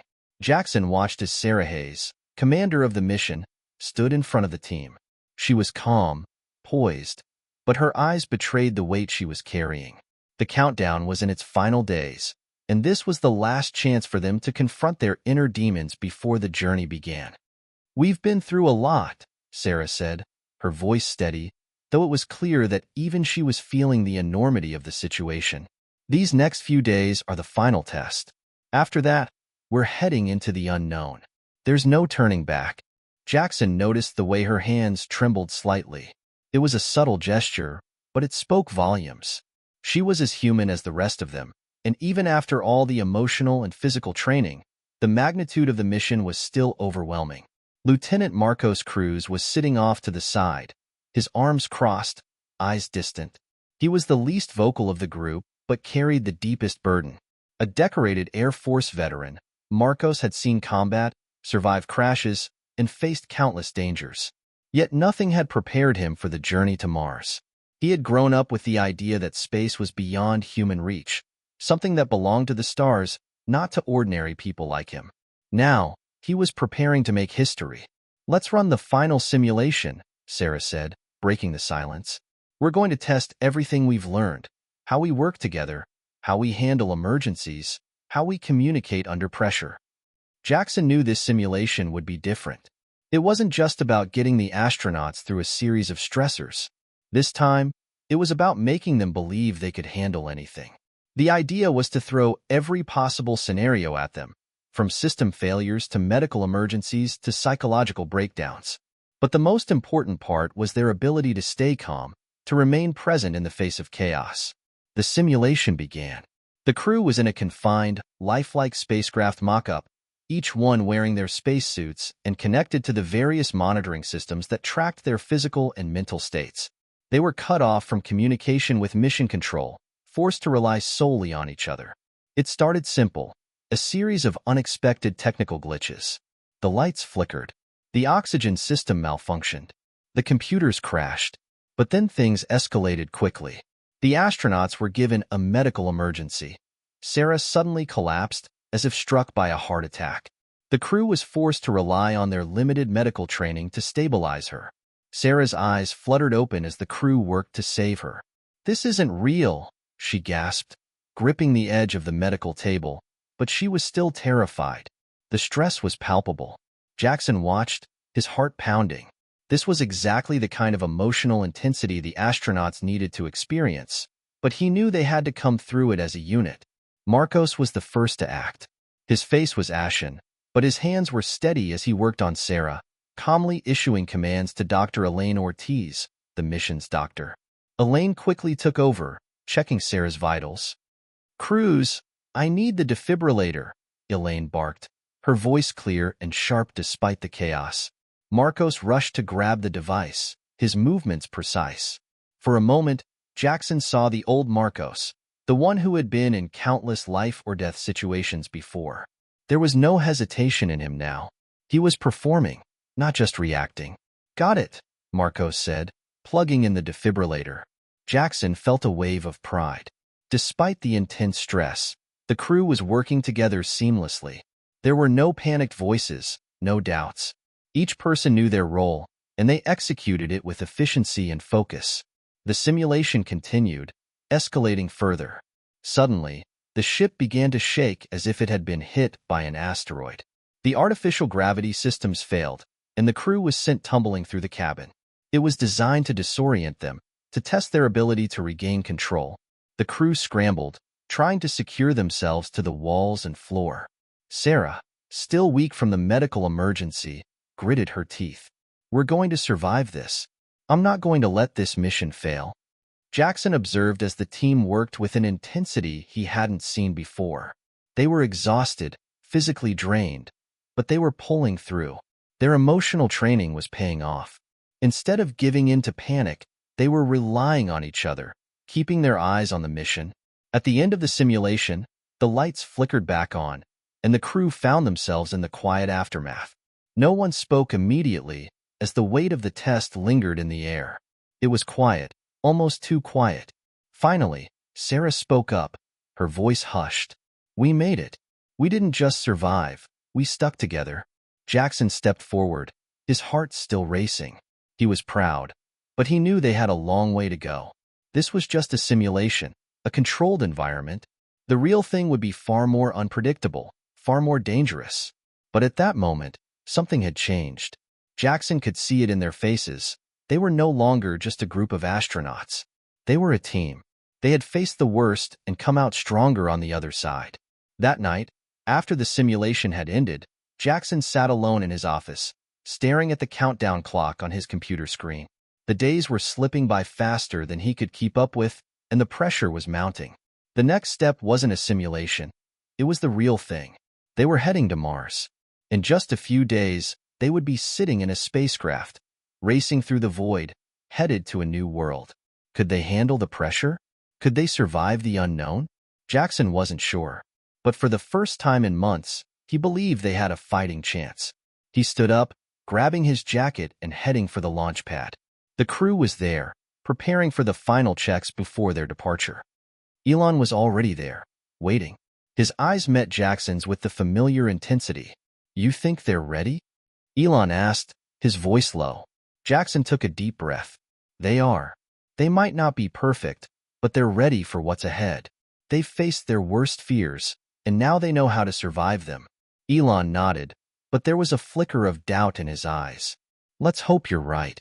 As Jackson stood by, watching the astronauts climb into the spacecraft one final time, he felt a surge of hope.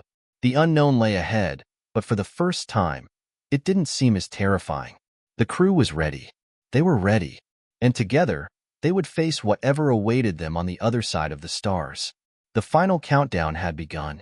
The morning of the launch was electric with tension, the kind that only a few moments in history can generate.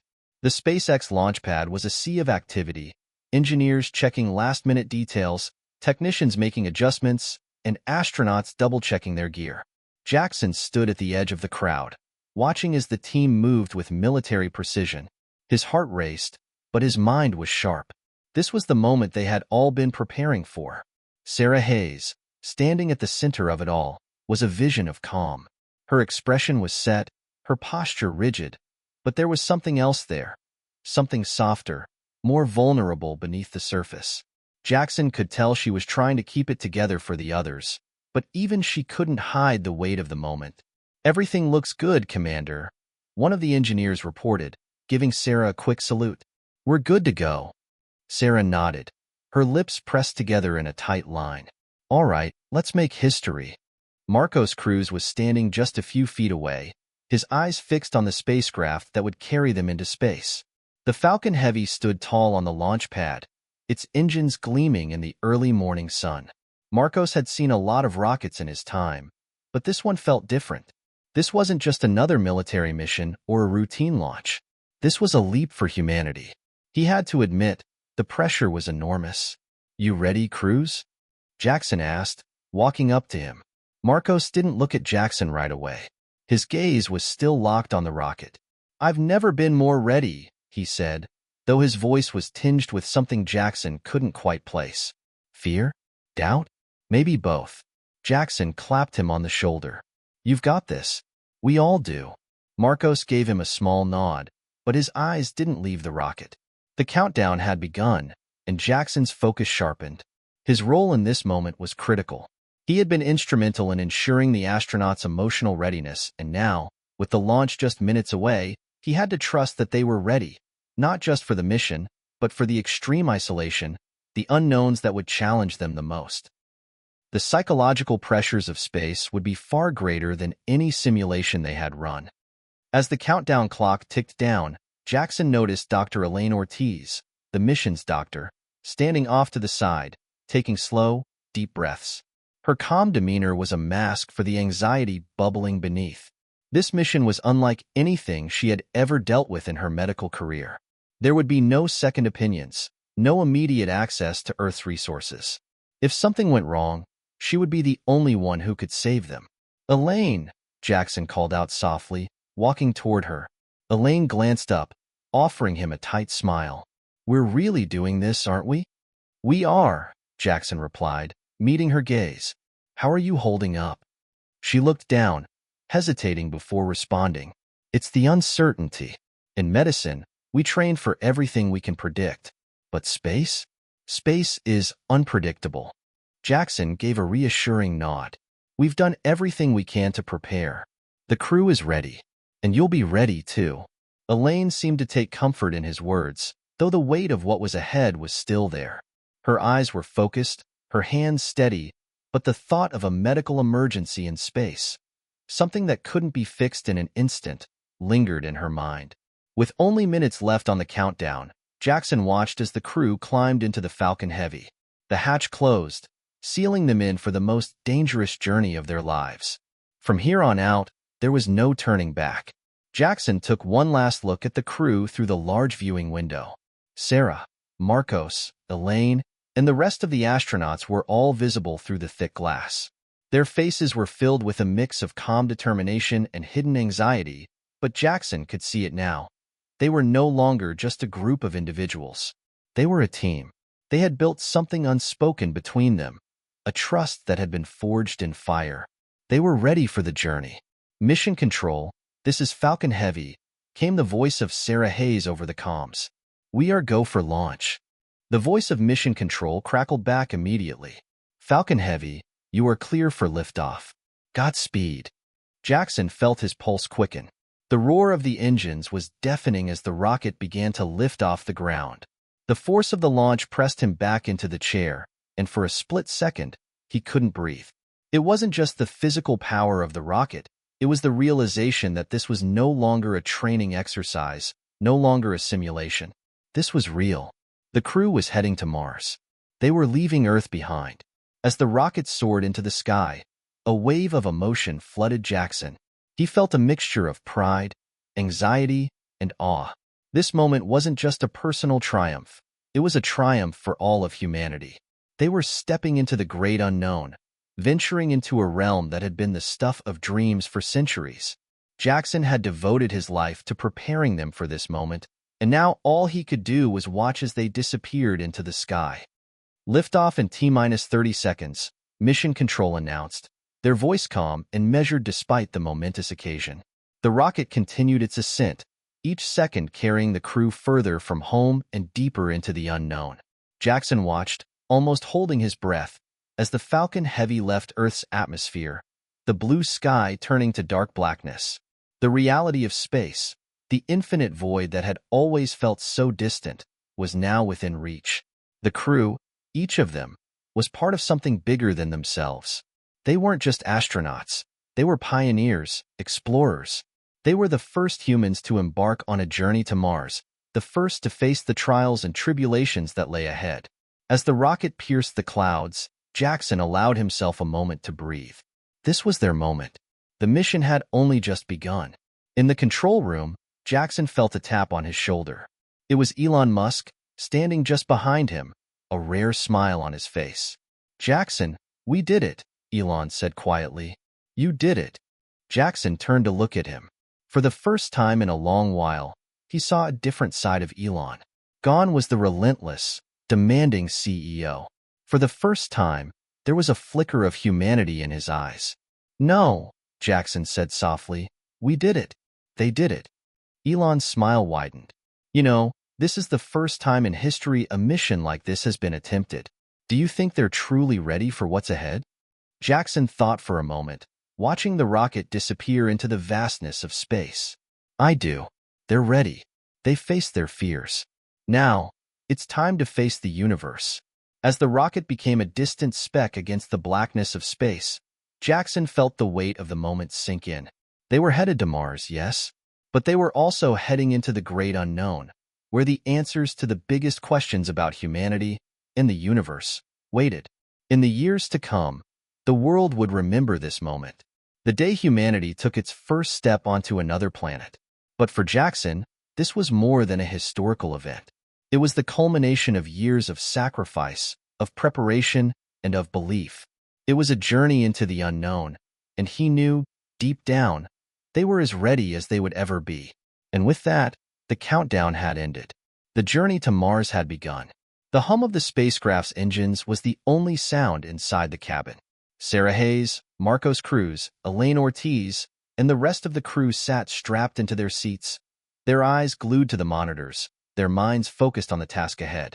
Outside, space was a vast and unyielding silence, an emptiness that stretched beyond the limits of comprehension. They had been in space for 2 days now, and the initial thrill of launch had faded into a quiet routine. The weight of the journey was starting to settle in. There were no more simulations, no more training exercises. Now it was real. They were hurtling toward Mars at unimaginable speeds, leaving Earth and everything they knew behind. Jackson's face was etched with concern as he monitored the mission from the control room. The crew was adjusting to the isolation of space, but no one could predict how each person would respond over time. The human mind was fragile, especially when subjected to the extreme conditions of space. The isolation, the confinement, the knowledge that they were thousands of miles from home and millions of miles away from Earth. Everything's going smoothly, but we need to keep monitoring their vitals, Jackson said to his team of engineers and psychologists. This is uncharted territory. We can't afford to miss any signs of psychological stress. As Jackson studied the crew's health data on his screen, he noticed that Sarah's heart rate had been slightly elevated for the past hour. It wasn't alarming, but it was unusual enough to merit a closer look. He quickly pulled up her biofeedback data and began to scan it for anything out of the ordinary. Back in the spacecraft, Sarah was staring out the small porthole, watching the stars. The vast emptiness of space seemed to grow larger the longer she gazed into it. Every time she blinked, the Earth felt farther away, more distant, more unreachable. The silence inside the spacecraft was oppressive. It wasn't the kind of quiet you'd get in a library or a deserted street. No, this silence was profound. It felt like it was pressing down on them from all sides, suffocating them in its stillness. "Commander?" Elaine's voice broke through the silence. Sarah turned to face her. "Yeah, Elaine? How are you holding up?" Elaine asked, her voice soft but laced with concern. She had noticed Sarah's distant expression earlier, and now that the two were alone for a moment, she felt it was important to check in. Sarah smiled weakly. "I'm fine. It's just the silence, I guess. I'm used to a lot of noise on Earth, with the team, with the mission, but up here, it's like everything is on mute. I'm not sure how to explain it." Elaine nodded, understanding. "It's the isolation. The longer we're out here, the harder it becomes to ignore it." Sarah's gaze shifted to the other crew members, who were engaged in their own tasks. "I've been thinking a lot about why I wanted to be here, what this mission means, and I just keep asking myself, are we really ready for this?" Elaine glanced over at the rest of the crew, who were immersed in their work. "I think you're ready. We all are. We've trained for this our whole lives." Sarah's lips quivered slightly, as though she was holding back something. Then, she let out a breath. "You're right. We've trained. We've prepared, but the reality of it is different. I'm not sure if anyone can ever really prepare for the magnitude of something like this." Elaine stood, her hand resting on Sarah's shoulder. "You don't have to do it alone. We're all in this together, remember?" For a brief moment, Sarah allowed herself to relax. She needed to hear those words, and somehow hearing them from Elaine made the burden feel a little less heavy. Back on Earth, Jackson was still watching the spacecraft's progress.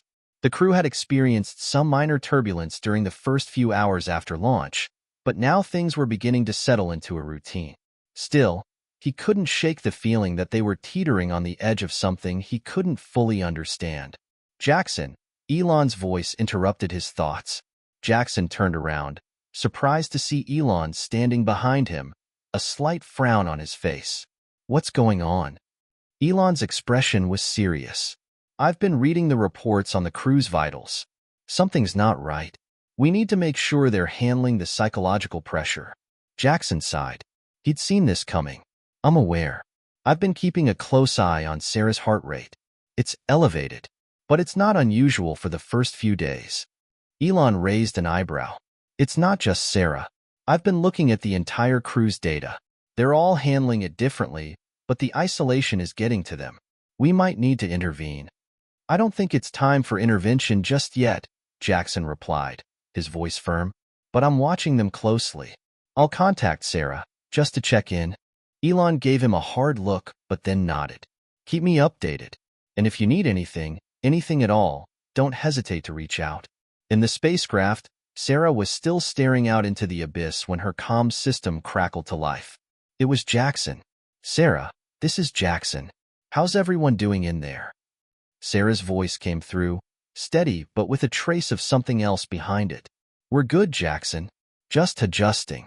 The silence is taking some getting used to, but we're fine." Jackson could hear the subtle crack in her voice. He decided not to press her for more information just yet, but he knew it was time to take action. Let me know if anything changes. And remember, if you need a break or someone to talk to, I'm here. I'll keep that in mind, Sarah said, her tone a little softer now. Thanks, Jackson. As the conversation ended, Sarah felt a mix of relief and guilt. Jackson's words were reassuring, but at the same time, they highlighted how far removed they were from the world they knew. There was no easy way to process the isolation they were experiencing, and each member of the crew was dealing with it in their own way. She turned back to the porthole. The stars were so close, yet so far. It was a beautiful sight, but a lonely one. A feeling crept up on her that she couldn't shake. A profound sense of insignificance in the face of the universe. But as the days passed, Sarah and the rest of the crew found their rhythm. They learned to adapt to the silence of space, to the endless void outside. They found solace in each other. They had to. After all, in the vast emptiness of space, the only thing they had was each other. And as they traveled further from Earth, the bond between them would only grow stronger. Back on Earth, Jackson sat in front of the monitors, watching as the spacecraft slowly made its way toward Mars.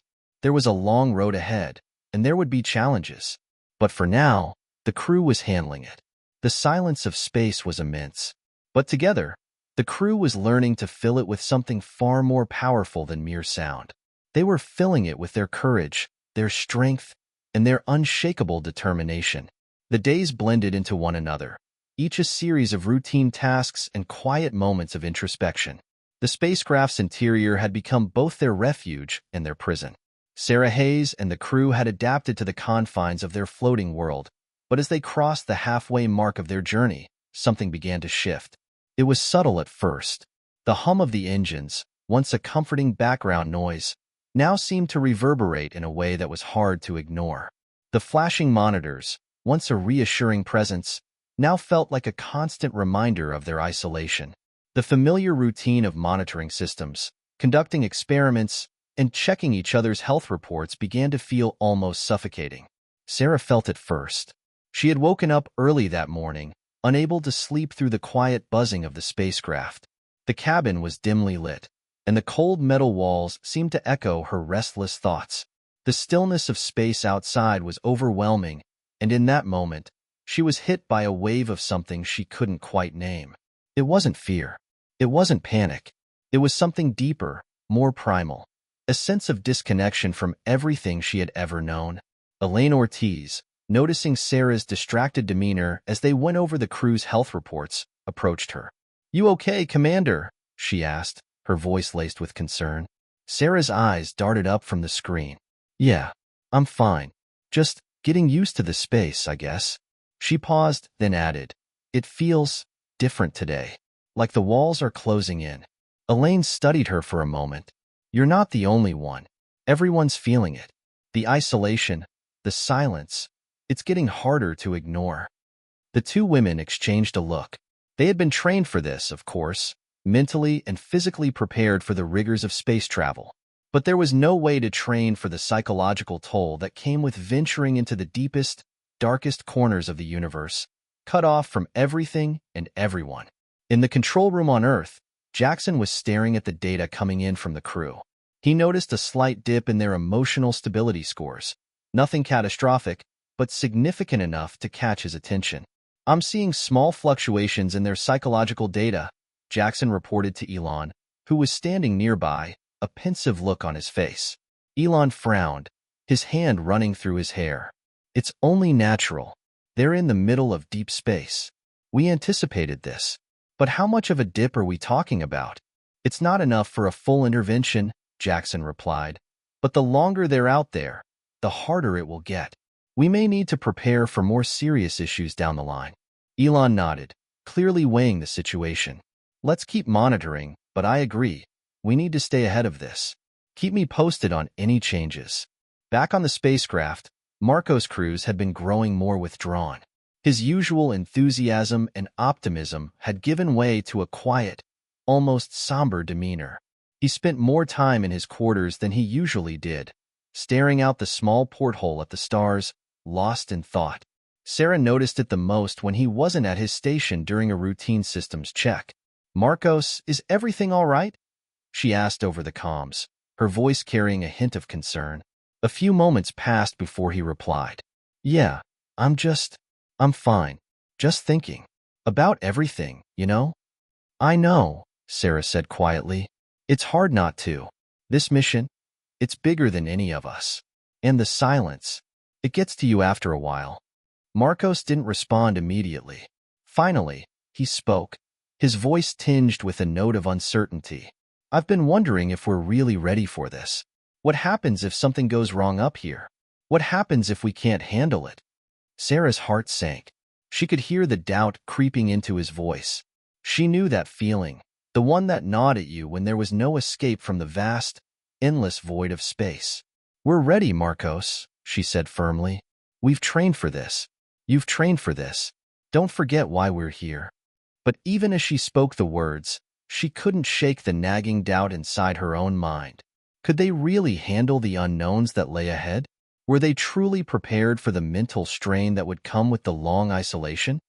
As the days continued to pass, the subtle strain on the crew began to show. Marcos had become more distant, his communication with the team more strained. Elaine's professional demeanor was still intact, but there were moments when Sarah could see the exhaustion in her eyes. Even the typically buoyant Sarah was finding it harder to maintain her usual composure.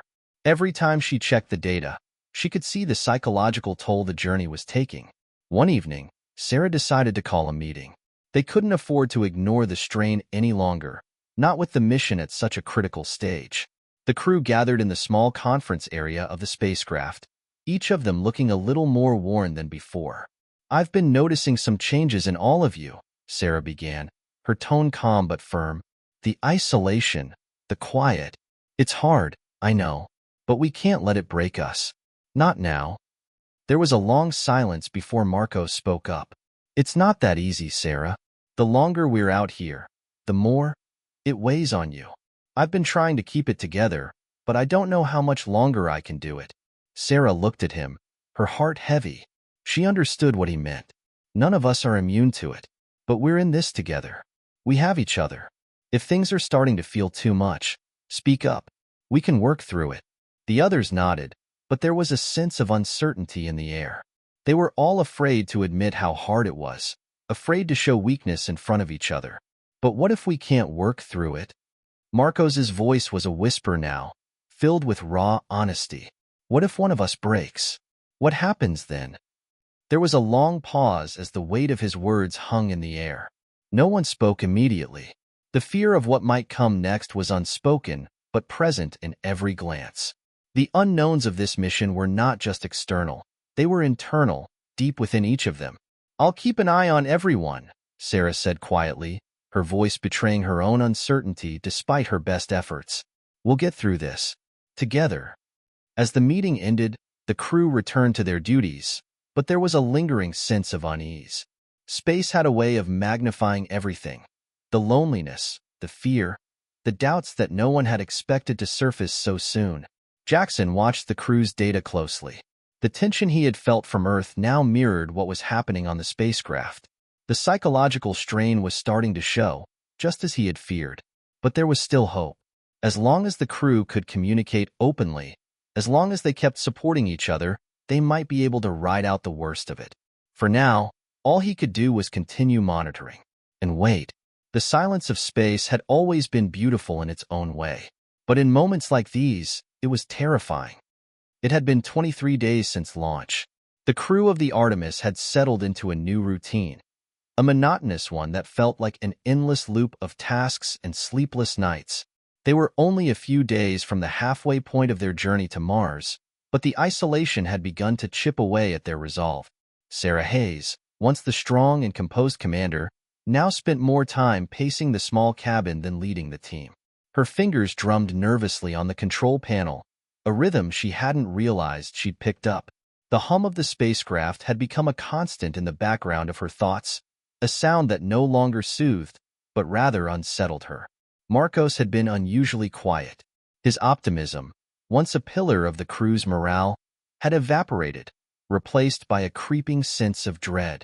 Sarah had noticed him lingering in the corner of the crew's common area, staring at nothing. At times, he even muttered under his breath, words that she couldn't quite catch, but the tone was unmistakable: fear. Elaine Ortiz, ever the professional, had become more guarded. She'd stopped checking in on the rest of the crew the way she used to, retreating into her own world of routine. Sarah caught her slipping away from group conversations and spending more time in the lab, running experiments she had already conducted 100 times. It was as though Elaine was seeking a distraction, any distraction, to avoid confronting the growing tension. Even Jackson, who was miles away on Earth, had begun to notice the signs. He had been watching the crew's psychological reports with growing concern. The small fluctuations he had noticed earlier had turned into larger dips. He knew they were reaching a breaking point. He just wasn't sure how much longer they could hold on.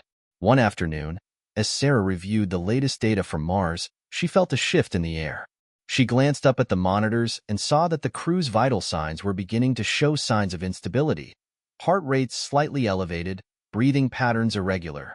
She could feel the weight of the quiet pressing in on her once again.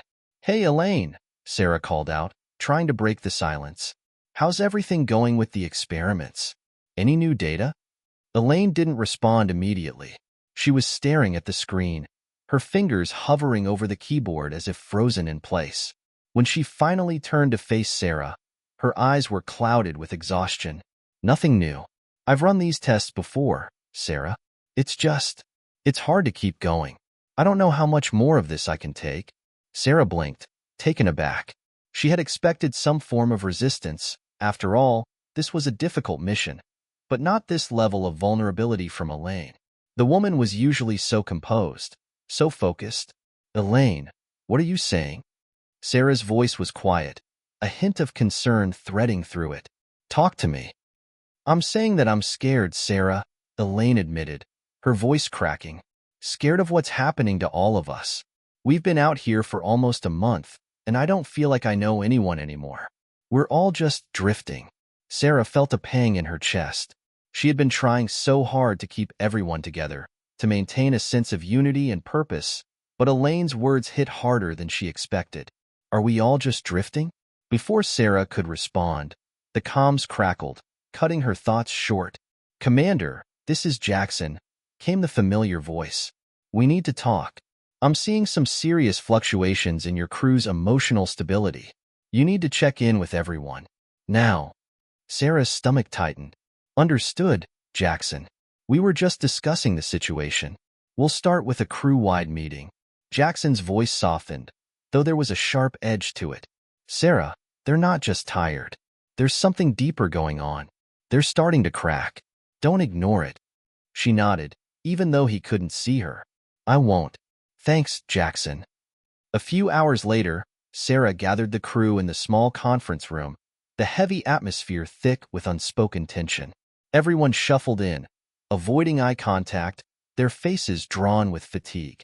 No one spoke as they took their seats. "I've been watching the data," Sarah began, trying to steady her voice. "I know things are tough right now, but we've come too far to give up. I need everyone to talk to me. What's really going on?" Marcos was the first to speak, his voice low and barely audible. "I keep seeing things," he muttered, his eyes darting around the room as though searching for something that wasn't there. "Shadows in the corner of my vision. People talking when no one's around. I don't know if it's the isolation or if I'm losing my mind." A chill ran down Sarah's spine. Marcos had always been the most grounded of the crew, the one with the unshakable faith in the mission. To hear him speak like this, it was a wake-up call. Elaine spoke next, her voice hollow. "I've been hearing things too. Whispers. Like someone's watching us. I don't know what's real anymore.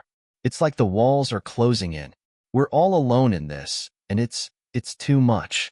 The others exchanged uneasy glances, their faces pale. They had been trying to ignore it, the strange sensations, the overwhelming silence, the creeping dread, but it had become too much to brush aside. Sarah took a deep breath, forcing herself to remain calm. I know it's hard, but we need to keep it together. We need each other, now more than ever. We're on the edge of something incredible. We can't let the darkness win." For a moment, There was silence. Then, suddenly, the lights flickered. Just for a second. A quick blink, but enough to make everyone freeze. Did anyone else see that? Elaine asked, her voice shaking. I saw it, Marcos replied, his eyes wide. We need to stay focused, Sarah said, her voice tightening. This is a result of the isolation. We're all under a lot of stress. It's normal to start feeling disoriented, but we've been trained for this. We can get through it. But even as she said the words, Sarah wasn't sure if she believed them. The tension in the room was palpable, and she could feel the cracks spreading, the very foundation of their unity beginning to tremble. Back on Earth, Jackson was still monitoring the crew's vital signs. The fluctuations had grown more erratic. He knew they were nearing the breaking point. It was only a matter of time before something snapped. Jackson to Artemis. The voice came through the comms, tense and urgent. We need to do something about this now. I've seen enough data to know that this mission is in jeopardy. If we don't act fast, we could lose control. But Sarah's voice came back, steadier than she felt. We're not giving up, Jackson. We just need time. I'll keep them together.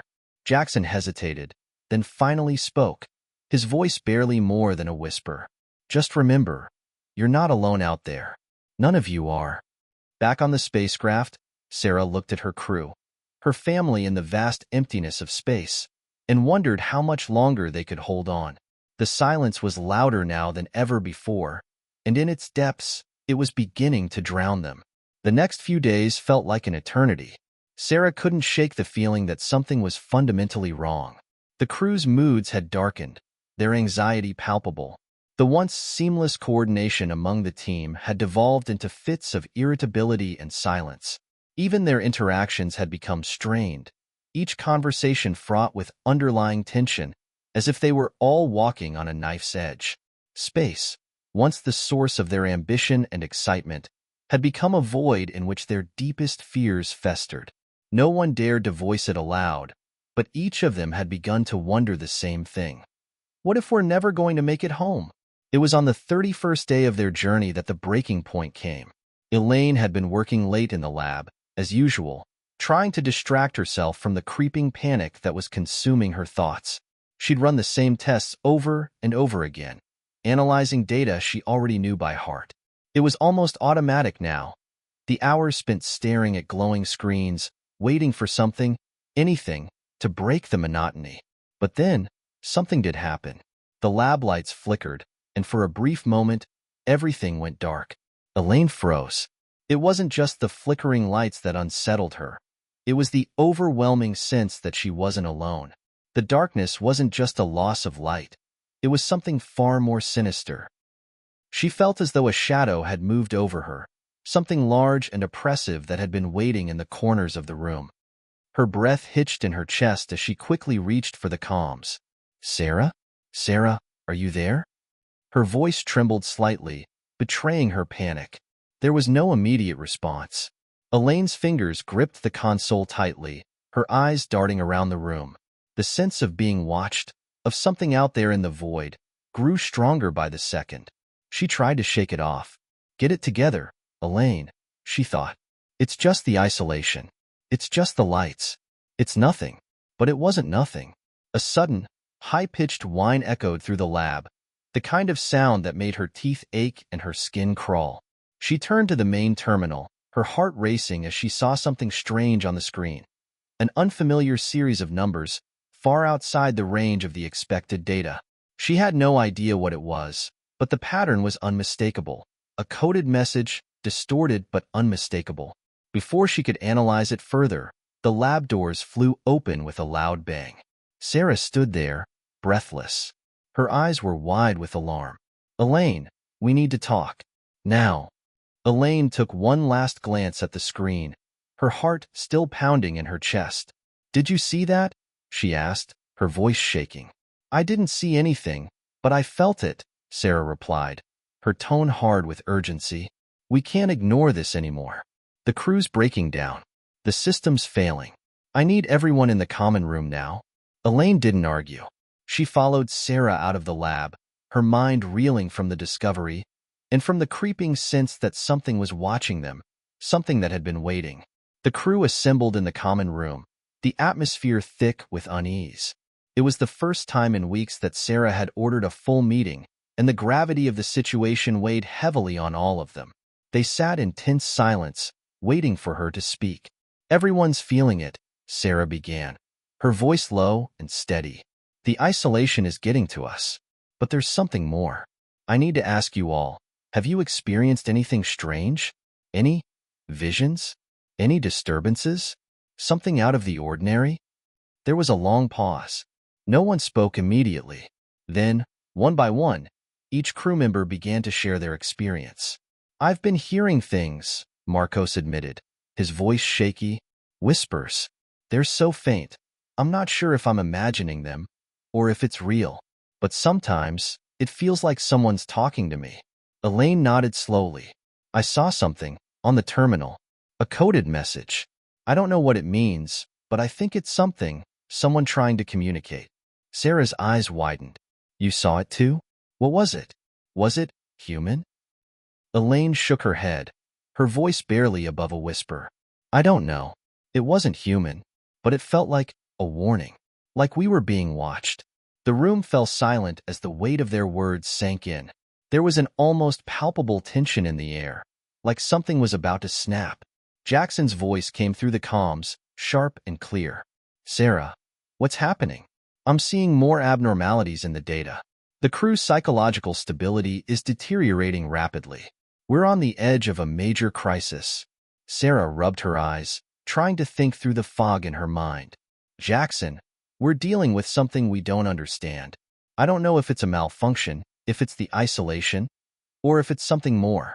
Jackson's voice crackled through the comms again, this time more urgent. "We can't afford to ignore this. You need to make a decision now. If you don't, you risk losing them. All of them." It was then that the ship itself seemed to groan, a deep, resonating sound that reverberated through the walls. It was so unexpected, so intense, that it sent a shiver down everyone's spine. The lights flickered once more, this time longer, as though the ship itself were struggling to stay functional. Sarah's heart pounded in her chest. "We need to secure the ship," she said, her voice sharp with authority. "Everyone to your stations. We can't let fear take control. We'll figure this out together." But even as she spoke, she wasn't sure if she believed it herself. Something was happening, something beyond their control. And the question now was whether they could survive it, whatever it was. Back on Earth, Jackson paced in front of the monitors, his face drawn with concern. The data he was seeing was like nothing he had ever experienced before. The crew's vitals were spiking, fluctuating wildly between high stress and what appeared to be extreme fear. But what worried him most was the strange anomaly in the transmission logs. Something was interfering with their systems, distorting their communication. It was as if they weren't alone anymore. He pressed a few buttons, bringing up a more detailed feed.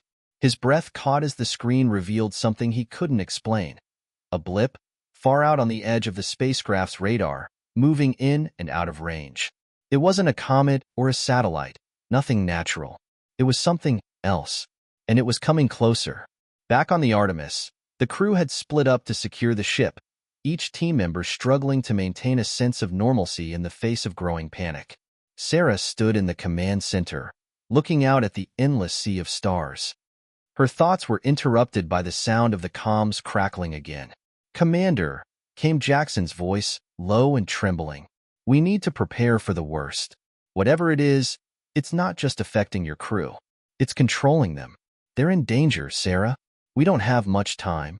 Sarah's heart dropped into her stomach. "What do you mean? What's happening?"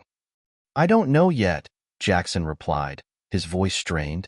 "But you have to trust me. Something's coming, and it's unlike anything we've ever faced before." The screen behind her flickered to life, showing an image of the unknown blip on the radar. It was growing larger, and in the cold expanse of space, they were waiting. The crew of the Artemis had faced countless challenges on their journey to Mars, but nothing compared to the growing sense of dread that filled the spacecraft now. The isolation, the paranoia, the flickering lights, and the whispers in the dark were only the surface of something far more sinister. Sarah Hayes stood in the command center, staring out at the infinite expanse of space. There was a vast emptiness out there, but now it felt crowded, as if something unseen was pressing in on them. The blip on the radar had grown larger, more defined, but its origins remained a mystery. Marcos had reported seeing strange, shifting shadows moving at the periphery of the spacecraft, shadows that didn't seem to fit with the ship's structure. Elaine was still obsessed with the coded message she had discovered on the terminal, but every time she tried to decode it, it seemed to slip further out of her reach, like a nightmare fading upon waking. But no one had yet voiced the real fear that was gnawing at their collective psyche. What if they weren't alone out here? What if something was watching them, waiting for the right moment to strike? As Sarah continued to monitor the radar, Jackson's voice crackled through the comms again. Sarah, I'm still tracking the anomaly. It's not behaving like anything I've seen before. It's changing. Its trajectory doesn't make any sense. Whatever this is, it's not just a natural object. I know, Jackson, Sarah replied, her voice tight. She rubbed her temples, trying to ward off the growing headache that had been plaguing her for days. We've been monitoring it too. We'll keep the shields up and stay alert. Jackson's tone grew more insistent. Sarah, you need to prepare for the worst. This could be an intelligent force. You're not just dealing with an object or a malfunction. Whatever is out there might be aware of you. And it could be controlling your ship. I don't know how, but that's the only explanation that makes sense. You're not just dealing with an external threat. It's an inside job, too. Sarah's heart pounded in her chest. The cold grip of fear settled in her stomach, but she forced herself to remain calm. I hear you, Jackson. We'll take precautions. We're not backing down. She turned to the rest of the crew, who had gathered in the common room once again, their faces drawn with exhaustion and uncertainty. We need to stick together, she began, addressing them in the same calm, authoritative voice that had gotten them this far. I know everyone is feeling the pressure, but this ship is still ours. Whatever is out there, we can handle it together. We just need to stay focused. Marcos, who had been pacing restlessly for hours, suddenly stopped in his tracks. His eyes widened, a sharp intake of breath escaping his lips. Sarah, there's something wrong. The air is thick. I can't explain it, but it feels like something's pressing in on me. Elaine's face turned pale. She had been staring at her terminal, her fingers frozen over the keyboard, when she suddenly looked up with wide, terrified eyes. I felt it too. It's not just you.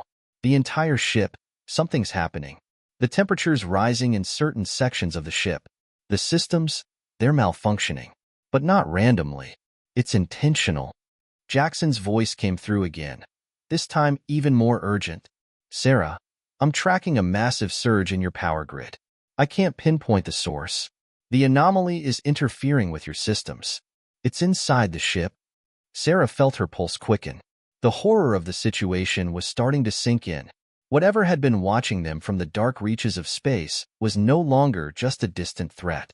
It had breached their defenses. It was in the Artemis. She turned to the crew, her mind racing. We need to stay calm. Elaine, Marcos, you're with me? We'll head down to the lower decks and check the power conduits. Jackson, you keep monitoring the anomaly. If this is some kind of interference, we need to know everything about it. The crew moved into action, but there was an unspoken tension that hung in the air, like a heavy fog. They all knew that they were in uncharted territory now. The Artemis was no longer just a ship in space. It had become a battleground. As they made their way through the corridors, the silence seemed to amplify every creak and groan of the spacecraft. The hum of the engines, once a reassuring presence, now sounded ominous. Do you hear that? Marcos asked, his voice low and tense. Everyone stopped, straining to listen. The sound was faint but unmistakable, footsteps. Slow, deliberate steps, echoing from somewhere deeper in the ship. Sarah's hand instinctively reached for the sidearm at her hip, though she knew it wouldn't do much against whatever was stalking them. She motioned for the others to stay close. The footsteps grew louder, closer, but when they reached the junction where the sound had been emanating from, the corridor was empty. Who's there? Sarah called out, her voice steady but laced with suspicion. No answer came, just silence. They pressed forward, their footsteps hesitant and measured. They had reached the lower deck, the heart of the ship's power grid. As Sarah worked with Elaine and Marcos to access the conduits, her mind kept drifting back to the radar. The blip was closer now, much closer, but something had changed. It wasn't just a speck on the radar anymore. It was moving toward them. Elaine typed furiously at the console, but the readings were a chaotic mess. Systems were fluctuating erratically, their energy output seemingly spiking at random intervals. "This is impossible," Elaine muttered under her breath, her fingers trembling. These fluctuations aren't just mechanical. They're deliberate. Something is manipulating the systems. Before Sarah could respond, the entire ship shuddered, the lights flickering violently. The hum of the engines sputtered, and for a moment, the Artemis went completely silent. Then, a voice. It came from the intercom, a low, guttural sound that made Sarah's blood run cold. The words were distorted, almost like they were being transmitted through static, but she could make out enough to understand, "I see you." The voice was unmistakable. It wasn't any of the crew. It wasn't even human. Marcos recoiled, his eyes wide with terror. "What the hell is that?" Elaine's face drained of color. "It's inside the ship. It's—" The voice came again, clearer this time, though still alien. "I have waited for you." Sarah's breath caught in her throat as the temperature in the room plummeted. A feeling of dread washed over her, almost suffocating in its intensity. The crew had known something was wrong, but now the reality was undeniable. The enemy wasn't just a distant force in space. It was here. It was alive, and it was watching them. "We need to get out of here," Sarah ordered, her voice cutting through the panic, threatening to overtake them. Now. As they raced back to the command center, the corridors seemed to stretch and twist, the ship's structure warping in ways that defied logic. The footsteps from earlier, those slow, deliberate steps, echoed behind them now, louder and closer than ever. And just as they reached the command center, the ship shuddered again, and everything went dark. The silence in the command center was suffocating. Sarah's heart pounded in her chest, the only sound in the room the frantic beeping of the consoles as they flickered to life and then died again. The emergency lights cast an eerie red glow over the room, but it only made the shadows seem deeper, more menacing. She could feel the presence around them. It was everywhere, like a suffocating fog. The air was thick, charged with a malevolent energy. And the worst part was that they couldn't see it, couldn't touch it, couldn't fight it. Jackson's voice came through the static once more. "Sarah? Sarah, do you copy?" She grabbed the comm link, her fingers trembling. "Jackson, I'm here. We're in the command center. Everything's down. The ship's gone dark." "What the hell happened?" Jackson's voice crackled, filled with panic. "The anomaly's gone. I don't know what to think. It's as if it vanished." Sarah's mind raced. Vanished? How could it vanish? She thought of the radar, of the strange message, of the voice coming from the intercom. The presence was still there. It hadn't vanished. It was just waiting, lurking in the dark. "I think it's toying with us," Elaine whispered, her voice barely audible as she huddled near one of the consoles. She had been trying to reset the systems, but every attempt had been met with failure. "It's messing with our minds. The ship is responding to something." Marcos paced back and forth, his face drawn tight with fear. "We need to get out of here. We need to abandon the ship. Whatever this thing is, it's too powerful. We can't fight it." Sarah spun to face him, her jaw set. "We can't abandon the Artemis. We have no choice but to stay and fight. We still have control over the main systems. If we can get the engines back online." Her words were cut off as the ship shuddered again. This time, the tremor was so violent that it threw everyone off their feet. The lights flickered, went out again, and then suddenly, the ship's power systems roared to life, only to die almost instantly. It was like a heartbeat, a pulse, fighting against their will. Jackson's voice came through, distorted and faint. "Sarah, you're running out of time. The anomaly, it's back, and it's moving inside the ship."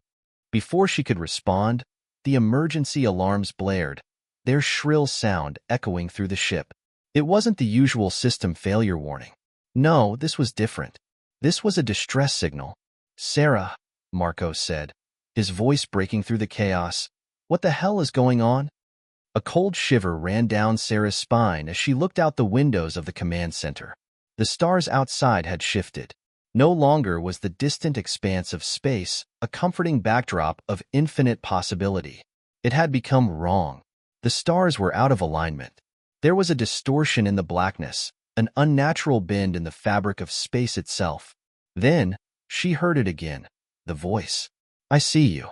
I've always seen you. The voice was no longer coming from the intercom. It was all around them.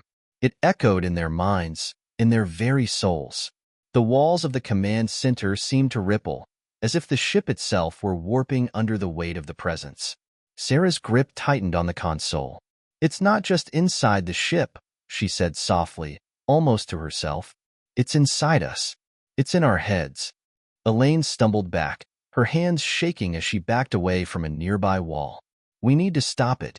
Whatever it is, it's manipulating us. It's making us see things, feel things that aren't real. Sarah's mind raced, piecing together everything they had experienced so far. The footsteps in the hall, the distorted data, the voice, the feeling that they were being watched. The presence had invaded every corner of the ship, every thought in their minds. We can't fight it on our own, Sarah said, her voice quiet but firm. But maybe we can trap it. If we can control the systems just long enough. Suddenly, a loud crash echoed through the room, followed by the deep rumble of machinery grinding against its own limitations. The entire ship trembled. It's in the core, Marcos whispered in horror. It's getting stronger. We can't hold it back much longer. The control panels in front of them flickered again, and then the voice returned, louder, more insistent. I've been waiting for you, Sarah. For all of you. I've seen your every thought, your every fear. And now, I will make you mine. Sarah staggered back, feeling a wave of nausea wash over her as the walls seemed to press in on her. The ship systems began to degrade, failing faster than they could react. The atmosphere grew heavier with each passing second, as if the weight of the presence was increasing with every word it spoke. We have no time. Elaine cried. We can't wait any longer. We need to disable the core before it's too late. Sarah looked to the others. She knew what needed to be done, but there was no escaping the truth. If they failed, they wouldn't just lose the Artemis. They would lose themselves. The presence was too powerful, too alien. Marcos, you and Elaine, get to the engine room, Sarah ordered, her voice sharp. I'll try to keep the systems from collapsing in here. Jackson, I need you to guide them through. This is it. We either end this now, or we'll be trapped forever. Jackson's voice crackled through the comms. Understood. Be careful, Sarah. There's no telling what we're dealing with out there. Just stay focused. Sarah swallowed hard, nodding. She turned to the others, her heart heavy with the weight of the decision they'd all just made. Marcos and Elaine headed for the lift without another word, their faces pale but determined. The air was thick with tension as they made their way toward the heart of the Artemis, the epicenter of the ship's power systems. As they reached the core, the lights flickered once more. The presence was everywhere now. It was in the air, in the walls, in the machinery. Marcos's fingers hovered over the console as Elaine worked to override the system, but it was slow, excruciatingly slow. Come on, Marcos muttered under his breath, sweat beading on his forehead. We don't have time for this. In the command center, Sarah could hear the distant hum of the ship's core spinning up again. She pressed her hands to her temples, trying to block out the whispers that were growing louder by the second. You're not strong enough. You'll never escape me. With every word, the pressure mounted. She could feel her thoughts slipping, could feel the presence pushing into her mind, taking hold of her, taking hold of all of them. But then, in a final desperate push, Elaine hit the last key. The power grid went dark. For a brief, agonizing moment, the ship was completely still. Then, the voice screamed in fury. It echoed in their minds, in their bones. No. And just like that, the presence was gone. The Artemis was silent once more. For the first time in what felt like an eternity, the crew was alone in the dark. They had won. But at what cost? Sarah, Marcos, Elaine, and Jackson were the only ones left, their bodies and minds battered from the battle they had just fought. They had faced the unknown, a force more terrifying than anything they could have imagined, and they had come out victorious. But as Sarah stared out into the black void of space, she knew this.